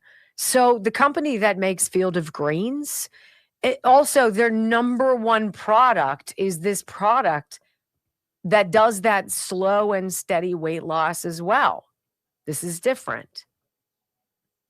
Okay, so everybody's talking about weight loss injections because the results are so dramatic, and they work by lowering blood sugar and reducing appetite. So what if you're looking to lose the weight but not interested in painful weekly injections and you don't know what the long-term effects are? So you're like, I'm kind of uncomfortable about that. Well, that's why doctors created a weight loss supplement called Lean, and the results are remarkable. The studied ingredients in Lean have been shown to lower your blood sugar, to burn fat by converting it into energy, and to curb your appetite and your cravings so you're not as hungry. But listen, Lean is not for the casual dieter with only a few pounds to lose. The doctors at Brickhouse Nutrition created Lean for frustrated dieters with 10 or more pounds to lose. So let's get you started. 20% off right now, free rush shipping on your order so that you can add Lean to your healthy diet and exercise plan. Go to takelean.com, enter Wendy for the discount. It's going to come off automatically. 20% off, free rush shipping. Again, this is the company that created Field of Greens, that took the time to make a drink that had like 30 odd different whole organic fruits and vegetables, plus green tea, turmeric, ginger, and licorice for a drink for you. And I remember that because I have had it for years. Brickhouse Nutrition. TakeLean.com. Use Wendy as the promo code.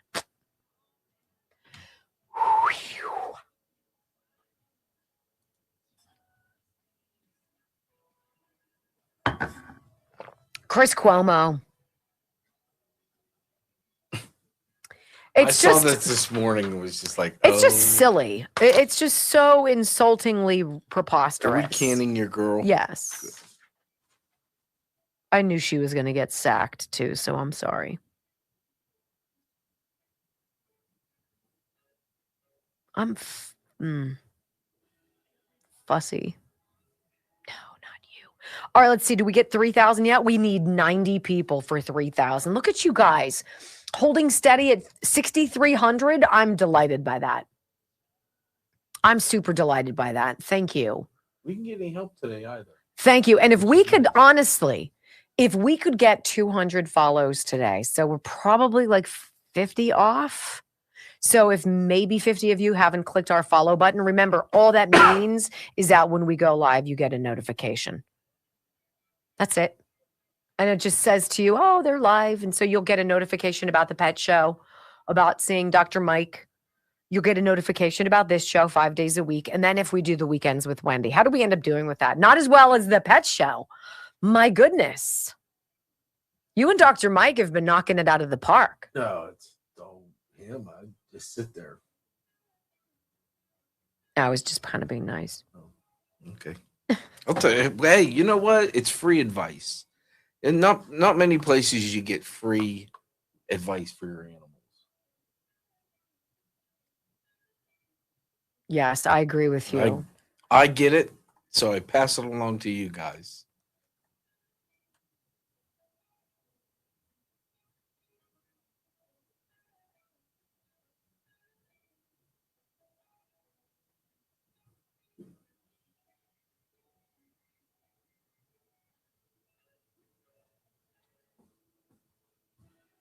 The Sunday show flies by. But that hour. Oh, does it? Yeah, for me, yeah. You look up and it's an hour and 3 minutes already. And what's great is 15 minutes before we do it, I get, what are we going to talk about? I mean, nowadays, there's something to talk about every day. You go to bed and you're like, I don't know what there's really going on. And you wake up and it's like, boom, boom, boom.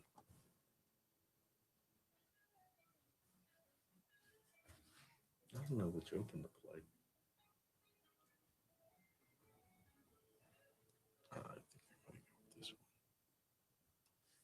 I love you guys.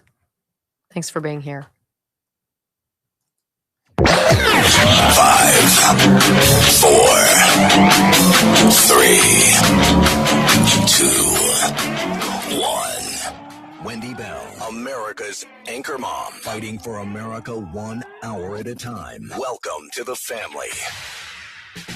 You know, the Washington game, we're losing sight of what happened here. People unelected simply because they don't like a guy's hairstyle or like where he came from, decided the American people's decision was invalid and began a systematic process to get him thrown out of office. This is a silent coup. These guys, if you ask me, ought to be the ones in jail. They ought to be the ones under investigation. What they have done working with agents from the Obama intelligence agencies is simply unprecedented. This is one of the greatest political hoaxes that has ever been perpetrated on the people of this country, certainly in a couple of generations. 3 hours of bold truth and excellence. You've just signed up for the WBR Army. Strap in. This is the Wendy Bell radio program.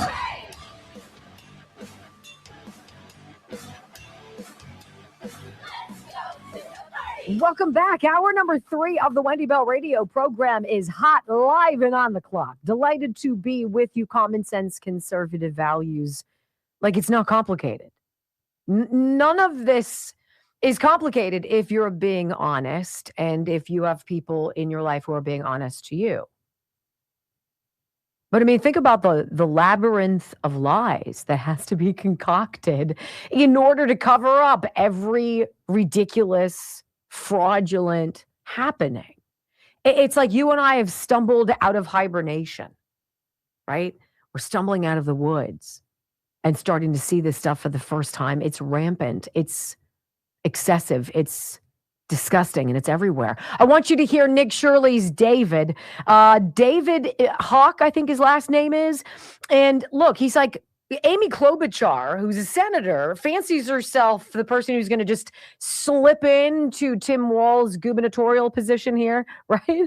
Well, I've been telling her for years David, the whistleblower from Minneapolis, said. She has known about this for years. She has done nothing. But the GOP, by the way, is just as guilty for the fraud and saying nothing and doing nothing about it. Listen. Well, it's just more of the same. I mean, she's part of the whole, this whole fraud supporting network. She knows all about it. I've been contacting her for years about this fraud. She's never done a single thing about it. And, you know, in her defense, the Republicans haven't done a whole lot either. And so I'm really disappointed in all the elected officials from Minnesota because, you know, I've been running down this middle of the street with my hair on fire going, look at this fraud. And I put the number at $80 to $100 billion in Minnesota alone, going back to 1988. And you're going to find out that I'm right. And see how the number keeps ratcheting up? It was $250 million, then it was $1 billion, then it was $9 billion, now it's $18 billion. And I said, you got to keep going because you have to include all of the city money, county money, state money, federal money, grants, NGOs, all of these things that are part of this fraud. That's where all that money in those suitcases at the airport's coming from. Just stop giving them the money and all those problems go away. Interesting that we've been noticing, as Pennsylvanians, I will say, Brock and I notice, Josh Shapiro, our governor. When he's out and about, after you haven't heard from him for a long time, it's like something's going on with Pennsylvania. Why is he out pretending like he's effective doing one of anything? Well, President Trump truthed something out, and he truthed out an OAN, One America News story from 2021. This would be vintage Christina Bobb. Okay, this is vintage then lawyer / Marine / journalist Christina Bobb. Badass. This is why they went after her. This is why they've sued her and tried to silence her. Donald Trump truthed this out over the weekend. We cut it into 2 segments. This is what we have known about Pennsylvania. President Trump doesn't do random. Over 1.5 million fraudulent votes counted, and the spread is less than 82,000 votes. These fraudulent votes come from dead voters, ballots that were received before they were supposedly mailed out, and over 330,000 electronic spikes from the voting machine. 205,000 overvotes, meaning there were 205,000 more votes than registered voters, and 682,000 ballots that were illegally processed without any oversight whatsoever. More than 1.5 million votes in Pennsylvania is apparently what it took for Joe Biden to steal the state. Georgia has a similar phenomenon that Democrats are failing to account for. 66,248 underage voters voted in Georgia. 10,315 dead people voted. 2,500 convicted felons voted. Nearly 200,000 votes were fraudulently inserted into the vote count instantaneously. 4,500 votes come from unregistered voters. These numbers show a clear pattern that a variety of types of fraud occurred in this election and that Democrats are desperately trying to cover it up. Now, wait a minute. No. Not one single vote, not one single problem. What did that clown from Fulton County tell us? Right? The guy in charge of the Board of Commissioners. We've had 17 elections since 2020, and we haven't had a single problem. Not one single issue. Lickety split. Fantastic. Perfecto. It's amazing. Right. And then Christina Bobb continues. It's not just Pennsylvania, of course. It is indeed Arizona as well. All of these states which in some fashion managed to go to Trump in 2024. Listen. They're going to great lengths to change the narrative of the election fraud in an effort to run out the clock to January 20th, 2020. In addition to President Trump's team, many independent groups have completed research on the fraud, and the results are staggering. Totaling across the country, millions of votes were fraudulently covered up, changed, or deleted in favor of Joe Biden. The governors and secretaries of state have actively participated in the cover-up, removing information from their website that is normally easily accessible to the public and depriving conservatives a chance to audit or review the results are just some of their tactics. In Arizona, the final result is only a difference of 10,457, yet 36,400 non-citizens voted in the state. Arizona also experienced phantom spikes from the voting machines to the tune of roughly 50,000 additional votes going to Joe Biden. These numbers come from information that is publicly available, whether from the Secretary of State's website before the content was removed or from the raw data that was pushed out on election. It's almost like we knew 5 years ago, because we did. And then that Herculean task of demonizing anybody who should say that word, fraud.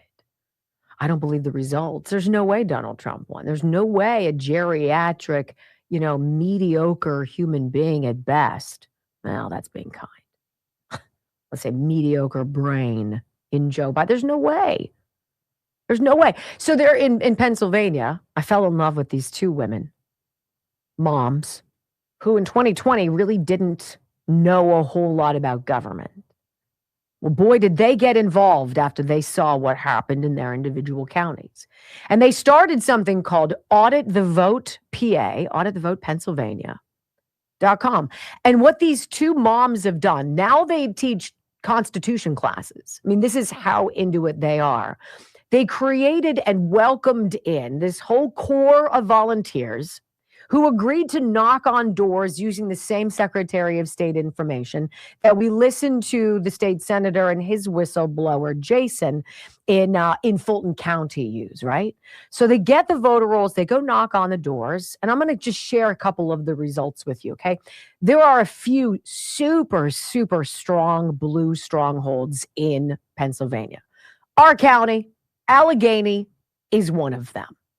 So these two moms from auditthevotepa.com, they get a group of people together and they're like, look, here are 500 addresses where people are registered to vote. We're going to go knock on these doors, 500, all right? And we're going to make sure that the Secretary of State's voter roll data is matching up with the people who answer the door. So 500 addresses attempted by these folks in Allegheny County. They get 196 folks to open the door, okay? Of the 196 people in Allegheny County, which is Pittsburgh, who open the door and talk to these canvassers, of the 196, they find 154 anomalies. That's a 78.57% error rate, right? Is that amazing? How many of them had registration count discrepancies? Hi, Mr. Jones. It says here on the Secretary of State's data that there are 8 people who are registered to vote in here. What? It's just me since my wife passed away. Oh, yeah, that happens 69% of the time.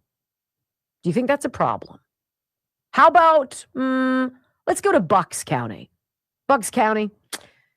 Canvassing results, 181 addresses attempted. They had an error rate, an anomaly rate of 73.9%. So 3 out of every 4 doors they knock on, who answered, who were willing to say, well, there's nobody here except me, or there's 5 of us, not 36. Of that, in that county, Bucks County, 74%. 3 out of 4 had problems. They did this in every single county, door to door canvassing. I mean, it's truly ridiculous.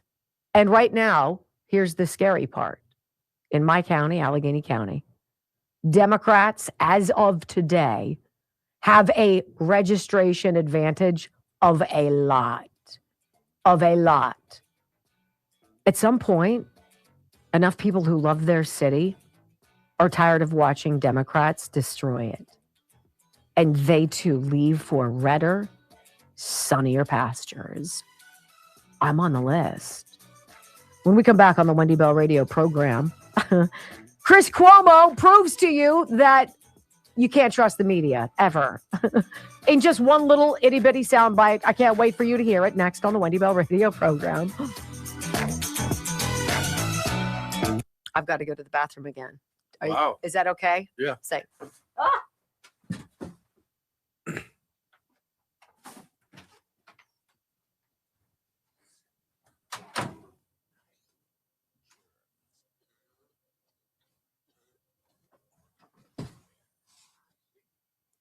This Chris Cuomo.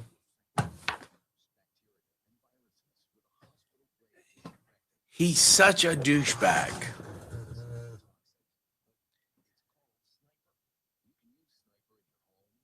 All you have to remember is back during COVID with him and his brother and the big swabs and him and Dawn telling you every day that you're a bad person for not believing Anthony Fauci and getting the vaccine.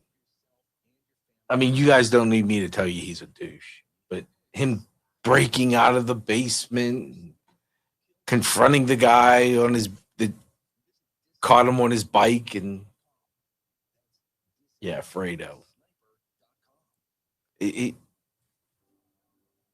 He's just a douche.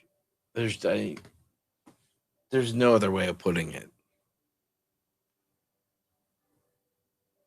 The coming out of the basement was great. All sweaty. And then covering it. CNN cover it. It just...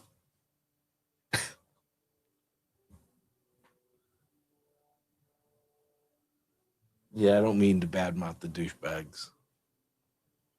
It's just... Why pay attention to some of these people when there's so many other voices out there to hear?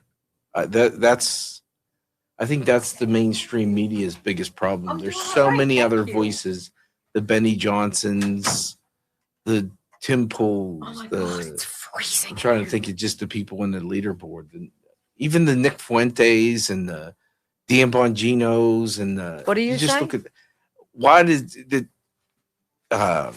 what's his name? The guy Cuomo. Why even listen to the mainstream media anymore when there's so many other voices to hear? You don't. Maybe. Yeah, I agree with you. I don't know. I was just trying to go through the leaderboard on Rumble, and we know is on there. The Bonginos, said the Fuentes, the Crowders, the Pools. There's so many to listen to, so many to choose from. Why would you ever choose? Well, then any time of day, you could see Alex Jones streaming live to 138,000 people. Right? You don't even have to agree with these people. There's just so many other opportunities out there. So many other things to listen to. This one is just... Oh, he's a dude. It's just unfortunately so obviously disingenuous. Because Chris Cuomo, sadly, is a hack. But whatever. Let's see what you guys think about it. Have we gotten a 3? Come on. Yes, 3.07. Let's go. 6,300 hanging tight. I love you guys. That's huge. You know? I can't imagine if I looked down and I saw 139,000 people watching. I'd be like, that's weird. That would be better than television. Every day of the week. That'd be better than your freaking network television. Well, look at the views. Just look at the leaderboard on Rumble and look at the views that these independent people are getting. It just hundreds and hundreds of thousands. Just blows. Oh, I love you back, Rosie. Thanks, babe. Dan had 268,000, Braxton says. That's great. Yeah, good for it. Oh, yeah. Thanks, less taxes.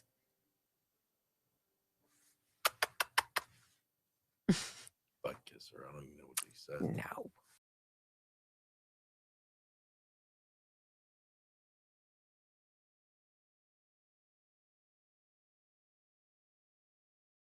I think that it's the ease with which people can lie to us, and then when they get caught, their inauthentic apology is worse than just being punched in the face, right? I just rather know who you are, not so I could dox you or pester you or get in your face or engage with you. I'm not interested. That's fine. You believe what you want to believe. I'll believe what I want to believe. But when you lie and you pretend you're being real, it's very gross. And that's how I feel about this Chris Cuomo thing. For whatever reason, Chris Cuomo, formerly of CNN, he gets fired as his brother gets, fired from his job, right? He scrambles for a while, gets picked up by News Nation, what have you. I don't know why he feels the need to come out and say he's sorry, but he does. So here's Chris Cuomo of News Nation, the hack. It basically needs you to pay more attention to him than Don Lemon, apparently. So here's how it started. I don't know why, but this is how it started. We're so twisted up. And you want to say, oh, Cuomo, it's you. You know what? Fine. It's me. I'm sorry. I'm sorry. I'm sorry I wasn't more aggressive about who and what Trump is and is capable of when this first all started. I'm sorry. Okay? I'm sorry that I didn't push back more during the impeachment when all the Russia and the dossier and everything was so flimsy and it was so obviously political. I'm sorry that I wasn't more muscular in testing that. I'm sorry. I should have been. Should have been. Yeah, you should have been. You know what, Chris? I'm not on national television right now, but you know what I don't do? I don't lie. And I don't just accept stuff at street level base value when everything smells horrible about it. How did you not push back? How did you not ask questions? You were hook, line, and sinker down with whatever the Democrats were doing. You showed your colors. You don't change your stripes, brother. But he's not done. He says, you know what? I'm sorry about COVID. Listen to what he blames for not thinking more critically about the crazy of COVID. Listen. I'm sorry that I didn't have a platform during the phase of the pandemic when we started to learn that a lot of our underlying assumptions were wrong and that the government had been wrong about things, whether it was the need for distancing, the need for anything, the need for vaccines, the money, any of it. I'm sorry. I wish I could do it differently. Did it in my basement, Chris. I was telling the truth about COVID after my house got flooded and my son was one wall over sucking up the water with a vacuum. And we're live on the air talking about this. Just doesn't make sense. Look at these numbers from the CDC. Tell me, does that make sense to you? They're telling us the kids are vectors of disease, but I'm looking, and if you follow all the fine print, it says the average person who dies because of COVID has 5 or 4 comorbidities. That means these kids are super duper sick. Why isn't anybody talking about that? We did, Chris. We didn't have a big platform. That didn't prevent us from being curious and sharing what we found. And then he says, you know what? I'm sorry I got behind Joe Biden. I should have thought more critically. You think? I wish I'd been more muscular with the brother and sister Democrats when they were thinking about riding the Biden train for a second term, when such a big part of why he got a term was because it was only going to be one, and everybody knew he was at the end of his powers. I should have been stronger about how they were f***ing up this process and getting themselves into a position where they seemed like Trump was a less risky choice. I'm sorry. If that's what you need to hear. I'm sorry if that's what you need to hear. It's not what I need to say. It's a problem with you. You need me to admit this. I don't feel it, but I'm going to placate you and I'm going to oblige. I'm sorry. Does that mean anything to you? I don't know why he's apologizing, but he's just showing you that he's a fake.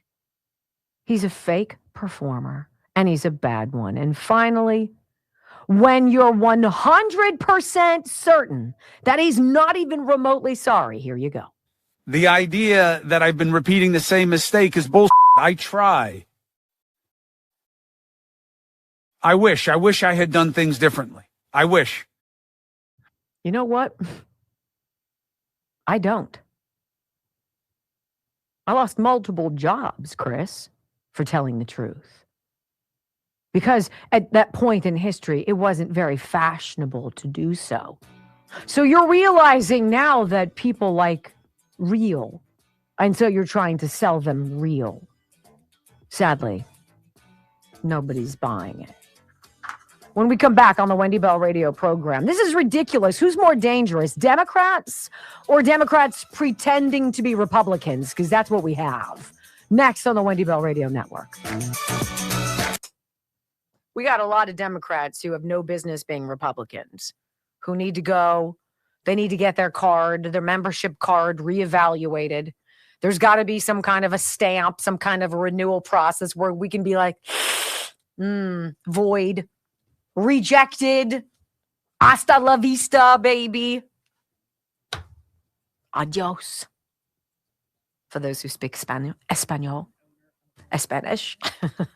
which is clearly not me. All right, Dr. Richard Rafferty at the Disc Institute of Pittsburgh, a special guy who wants to help you if you have problems with the discs in your back. And if you have a disc in your back and you have a problem, you know it. And you're not in small company. It's like one of the biggest clubs you and I are all going to join that we don't want to be a part of. It's called the I Need a Spinal Expert Club. And 4 out of 5 of us will. Like by the age of 40, the disc, whatever, has already started to degenerate. By the age of 60, like so-and-so and such is already completely gone. And you're like, oh no. But it's when you start to feel the pain and you're just like, gee whiz, I can't deal with this. So this is what I say. Dr. Rafferty, he has a non-surgical therapy that allows your discs to grow. And I think basically what he does is he forces you to be horizontal for a period of time. There's probably some element of stretching and other so that your discs can grow back. It's a fascinating thing. But they don't cut into you. There's no blood. Nobody's stabbing needles into your arms. It's a therapy, intra-disc neutrosis, and it's wildly successful. I think only 2% of people didn't see the success that everybody else had. 412-906-9600. PittsburghDiscInstitute.com. 412-906-9600. PittsburghDiscInstitute.com. They're phenomenal. Phenomenal. I mean, if you're going to feel miserable, you might as well be around a wonderful group of people whose number one job is to take your pain away. And by the way, 96% of people who go through this process end up being pain-free 5 years after their procedure. It's pretty big. Okay. I think I got everybody. Let me make sure. We get kind of a busy day today. I love it. Love busy days. I did that.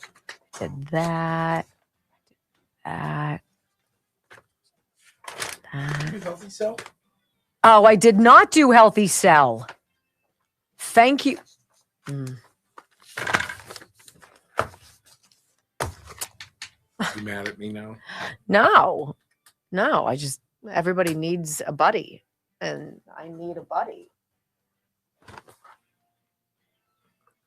Heart and vascular health. Can you imagine if you could take something that would prevent you from needing a prescription from a cardiologist?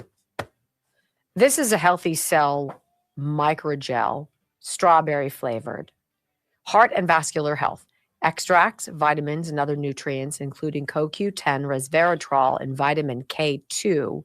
I think that's what it says, too. It's like microscopic. Yes, to help maintain normal cholesterol and blood pressure. Right? Imagine if you could take this, and this is what I would do. Are you on cholesterol medication? You're taking blood pressure medication? You might see if this is something that you might be able to do, either to supplement it or to help you get off of it.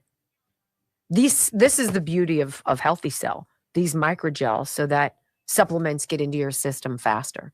You're not swallowing a capsule or a tablet. You don't have to break it down. It's already in that kind of viscous form. And the packs are super cute. Easy to take along with you. All sorts of formulations. I take mine every single day. Are you still taking Bone Strength? Yeah. Which is good for Brock. There's Bone Strength, there's Calm Mood, there's Immune Super Boost, Focus and Recall, Joint Health and Mobility, right? You get soreness. feeling stiff all the time, there's a formula for that. healthycell.com/Wendy. It's going to change the way you think about, I'm going to say a lot of it is like a lot of pain. Fixing things now without taking pills. I love that. Love that. healthycell.com/Wendy. So we got somebody, Rumble has a business, Brock, and they do inflatable mattresses. Really? Yes, and they're different than other inflatable mattresses. And our friend Nick from Rumble asked if I was interested, and I haven't responded. I think everybody could use. Yeah, my brother could use one.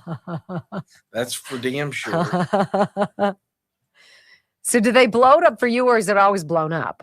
No, they have like this day bed I sleep on. Mm-hmm. And the mattress is as thin as a piece of salami. Wow. It's not comfortable at all. You'd think that they'd be more accommodating. But no. I have to wait for coffee in the morning. You could learn how to make it. He has this one of those special one percenter machines. Yeah, but you could figure out how to make it, and then you don't have to be held hostage to their wake up time. Or you could just bitch about it. I'd rather do that. Apparently. Yeah. Liberal. You had a rogue hair in the back. I don't know if you fixed it. I did. This one right here? Yeah, it was just sticking straight yeah, out. it was a curl. I Yeah. think. Yeah, hold on.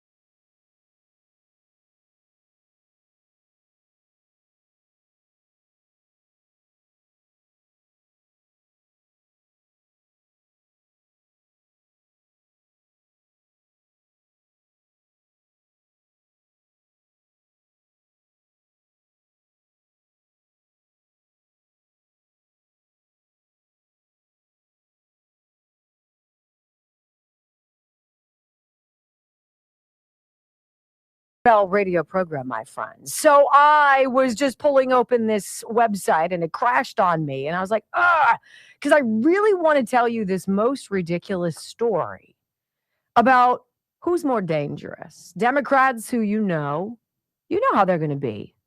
You know how they're going to act. You know how they're going to vote. You know what their priorities are.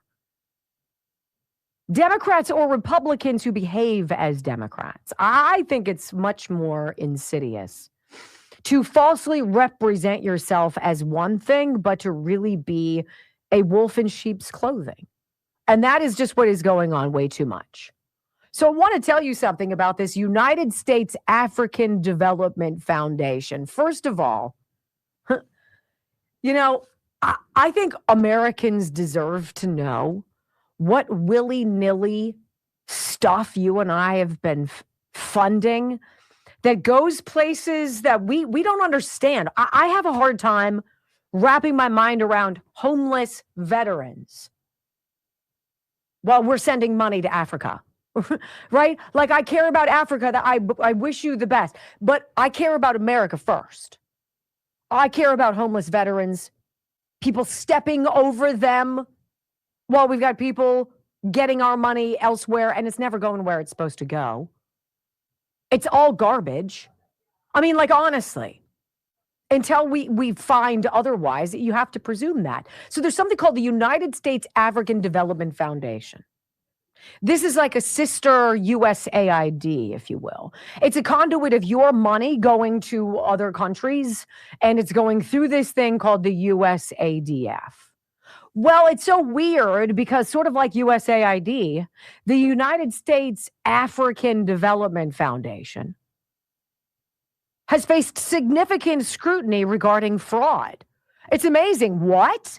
With a case just in January involving a senior official pleading guilty to accepting kickbacks and misusing funds, right? So that's not even the worst of it. Investigations by the Government Accountability Office and USAID's Office of Inspector General revealed this is always the story, weak internal controls and failure to report the misuse of grant funds, highlighting vulnerability to fraud and abuse. Okay, but this has a special wrinkle because in January, so just a few days ago, the former U.S. African Development Financial Director of Financial Management, basically their CFO, this guy named Matthew Zahui, agreed to plead guilty to accepting illegal payments from a contractor and then lying to federal agents about it. Look, this is just one little microcosm, right? He steered funds from a contractor for little to no work, right, to a contractor, like no work, and then added pad on top of it that the contractor was expected to then dump back to him. All right. So everybody's getting rich. Nobody in Africa is getting any money, and you're paying for it, of course, and you don't know. So we've known about this for a while. In fact, there was a GAO report in September of last year, Government Accountability Office, that found this United States African Development Foundation hadn't implemented like basic practices to manage fraud risk, such as even having a dedicated strategic approach to preventing or detecting fraud. It's just like believing a bunch of Somalians came over here during a civil war and decided to set up shop in Minnesota because the climate is so similar to Somalia. Not. And they just all of a sudden managed to, with low IQs, right, and a 70% illiteracy rate, swindle the American taxpayer out of what we could find is more than $80 billion, right? It's so pervasive. So the guy who's pleading guilty, he's like, look, you shouldn't probably be giving any more money to this organization. Stop the taxpayer money going to it. Well, let's hear from Jeanine Pirro. She's the DC U.S. attorney. And she's like, look, this guy was convicted today for ripping off the U.S. taxpayer. There are more arrests coming, but little do you know that there's a vote. And the vote, all these various bills to pass, funding this U.S. African Development Foundation is part of the funding. All these Republicans in the Senate are like, no, no, no. I'm going to tell you what happened to the Senate vote in just a minute. Listen to Jeanine Pirro. This is a bad guy. Listen. For years, United States taxpayers were funding millions of dollars that went to this foundation. And last year, the Government Accountability Office found that there was little oversight in terms of waste, fraud, and abuse. And surprise, we found out that the director of financial management for this organization, a gentleman by the name of Zahu, had been directing hundreds of thousands of dollars to a Kenyan-based firm to pay off the local vendors. But the Kenyan-based firm ended up paying him cash directly as part of their corrupt scheme. And in the end, he pocketed thousands of dollars and went on to lie about it to investigators and oversight authorities. This is what President Trump was talking about when he talked about the corruption in terms of the money that we send to foreign countries where there's little oversight. It ends here. And today, Zahu was convicted. He will be the first of many to come. This guy, the CFO of the U.S. African Development Foundation, just pled guilty to corruption and bribery charges. So why is Congress about to shovel more money into the USADF? Here is Senator Mike Lee. He's like, guys, we can't continue to spend money like this. The guy was just pled guilty. Why are we giving him money? Listen to him on Kudlow. Listen. There's a federal entity called USADF, some known as the African counterpart or the African sibling of USAID. It's a federal U.S. agency. Now, the CFO of that agency this morning was indicted and pled guilty to some corruption charges. And so I introduced an amendment this morning, which we're going to be voting on in just the next hour or so, to strip the funding out of USADF. This is very important.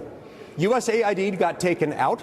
But USADF is still there. It's still funded, and it's funded in this bill. My amendment, the Lee amendment, we'll be voting on in the next little while, would remove that. So anyone listening to this, if you've got senators who will listen to you, encourage them to vote yes on that amendment to strip the U.S. ADF funding. Why would anybody vote no? Here's Senator Lee on the floor saying, this is what I'm proposing. Let's listen. This morning, it was announced that the chief financial officer of this agency, U.S. ADF, has been charged and simultaneously pleaded guilty to corruption charges. Pleaded guilty to corruption charges this morning. The Department of Justice just announced it. Now, also, we've received word from the acting chairman and CEO of U.S. ADF, a request that we defund this entity because, as he put it, it's trash. And as he put it, it's a corrupt culture of waste, fraud, and abuse. So when the acting chairman and CEO of an entity that's getting all this public funding, all these millions of dollars, says defund it because we've got a problem here. Meanwhile, the DOJ office at the Department of War today echoed that and agreed with his assessment. Please, colleagues, join me. This one's not an earmark. This is spending within the bill. Spending within the bill where the head of the entity has asked us to defund it because the culture within that entity is impossibly corrupt. We must end it. Please support my amendment. Okay, so are we all on the same page? You and I agree. Okay, so this is one of these measures, and we found it in time.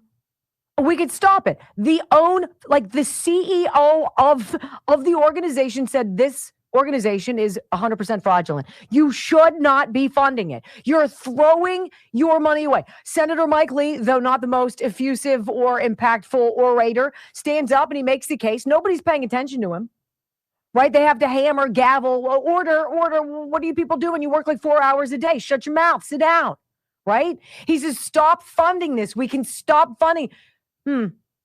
Isn't it wild that 11 Senate Republicans voted alongside the Democrats to continue funding the U.S. ADF? Are you kidding me? Who are they? Who are they? Lindsey Graham, Mitch McConnell. Tell me when you're surprised. Tom Tillis, hack. Roger Wicker, always votes the wrong way. Lisa Murkowski, she's a Democrat. She's been masquerading as a Republican forever, since her father. Jerry Moran, John Boozman, John Hoeven, Kevin Kramer, Shelley Moore Capito, and Susan Collins. Do you think they even know? Do you think if somebody called them or knocked on their door and said, you know what, it's funny, you voted yes for something that includes funding a corporation, an entity with U.S. taxpayer dollars that we know is insecure? It was like Ilhan Omar sitting with CNN, right?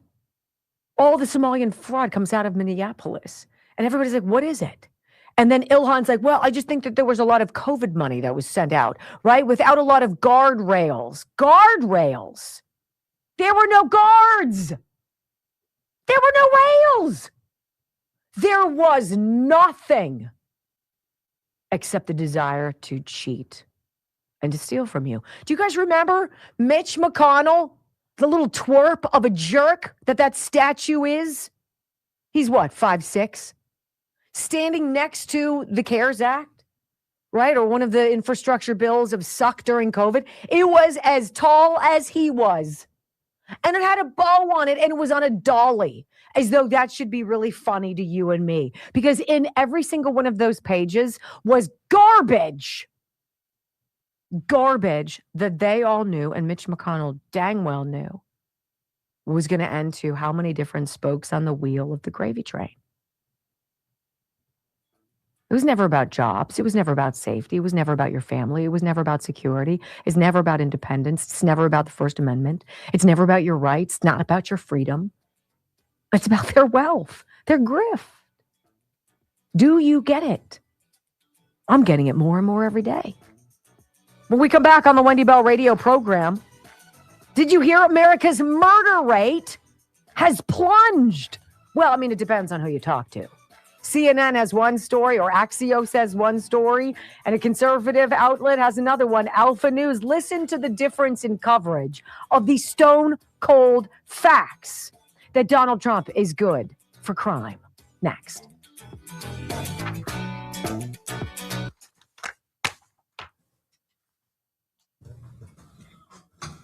I remember. So here in Pittsburgh and many places, the cardiologists in the hospital, they have a heart ball. And it's a big money raiser for cardiovascular disease research, et cetera, et cetera. And I worked with a legendary anchor at our ABC affiliate who was supposed to be the MC. And because Joe's a cardiologist and his dad's a cardiologist and his mom's a nurse, we would go to the heart ball. And so dad would get a table and we'd all dress up and blah, blah, blah. So the anchor couldn't MC. She got stuck somewhere. She called me in a panic. Can you fill in for me as the MC? Totally late notice. I'm like, okay.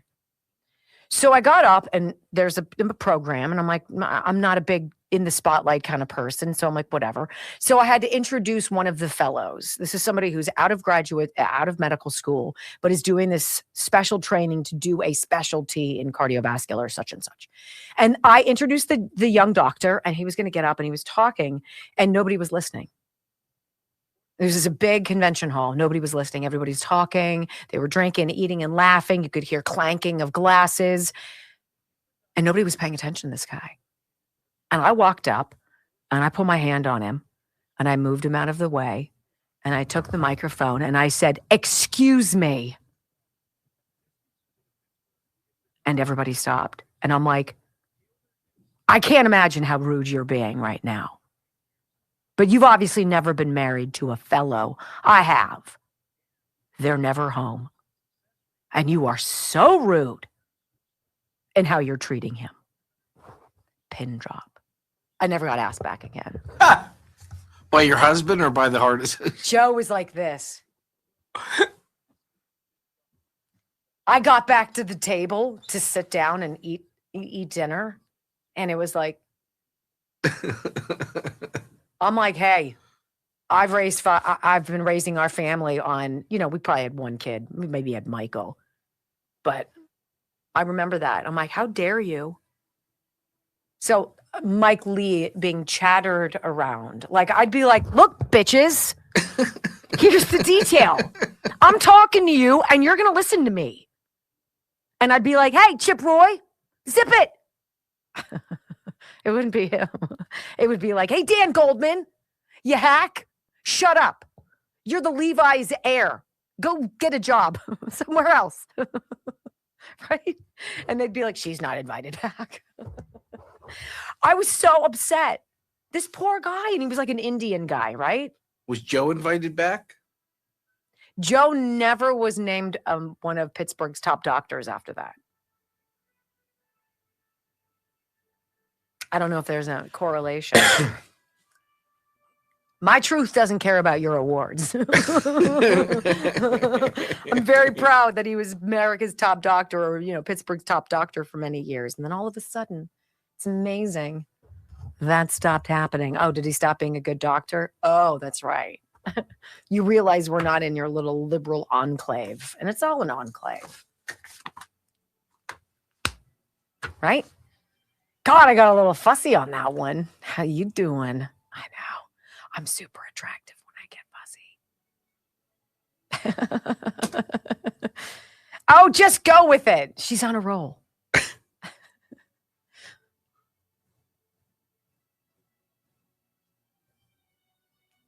Poor Joe. He was appreciative. He was just like, I'm sorry, you can't put me in these positions because I have to say what has to be said. Nobody puts baby in a corner. I have to say what has to be said. It was so.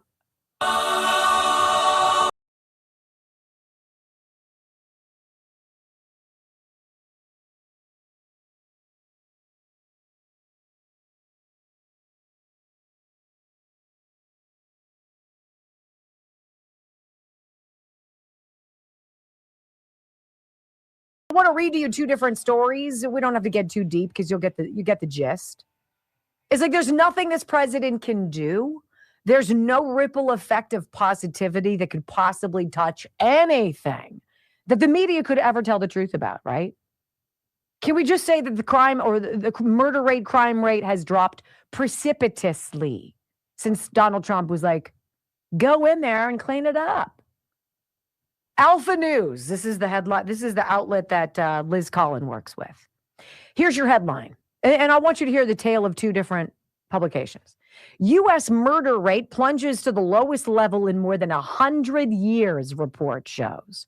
The average reported homicide rate declined 21% in 35 major U.S. cities in 2025, marking the largest one-year drop of all time and likely the lowest level since 1900. I mean, is that like, we got to break into programming and give you guys that information? That is tremendous, right? Well, it's curious because it's the same story, same facts over on the left at Axios. And this is what it says. U.S. murder rate hits lowest level since 1900, report says. Murders fell 21% last year in 35 large U.S. cities, the biggest one-year drop ever and likely the lowest since 1900. Why it matters. The decline signals a complete reversal of the COVID-era crime wave. You know, can we be honest about that? They let people go in and steal everything. Employees were told to stand down. Criminals were emboldened in blue cities to do whatever the hell they want. Why do you think Target is bailing from California in several of its locations? Or was it Illinois? I forget. Why is Walmart closing hundreds of stores in these places? Right? Because their policies about crime are ridiculous. 11 of 13 tracked crimes were lower in 2025 than in 2024, according to data compiled by the Council on Criminal Justice.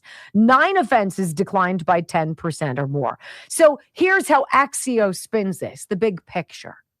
Trump touts himself as a law and order president who has tackled crime by sending National Guard troops into predominantly Democrat-run cities and justified his immigration crackdown by linking undocumented immigrants to rising crime.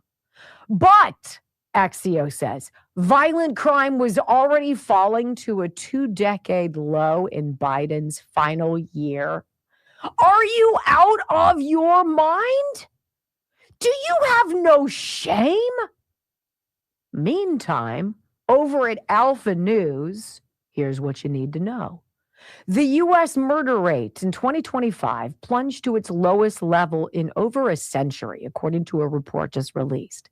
The average reported homicide rate dropped 21% in 35 major U.S. cities in 2025, marking the largest one-year drop of all time and likely the largest or the lowest level since 1900, according to data compiled by the Council on Criminal Justice. Meanwhile, 11 of 13 tracked offenses were lower in 2025 compared to 2024, while 9 of the offenses declined by 10% or more. Let's find out. 9% fewer aggravated assaults, 22% fewer gun assaults, and 2% fewer domestic violence incidents reported in 2025 compared to 2024.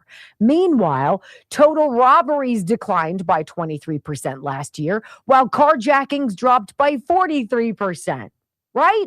What's up? Drug-related crimes up 7% in 2025, marking the sole category which increased, these numbers indicate.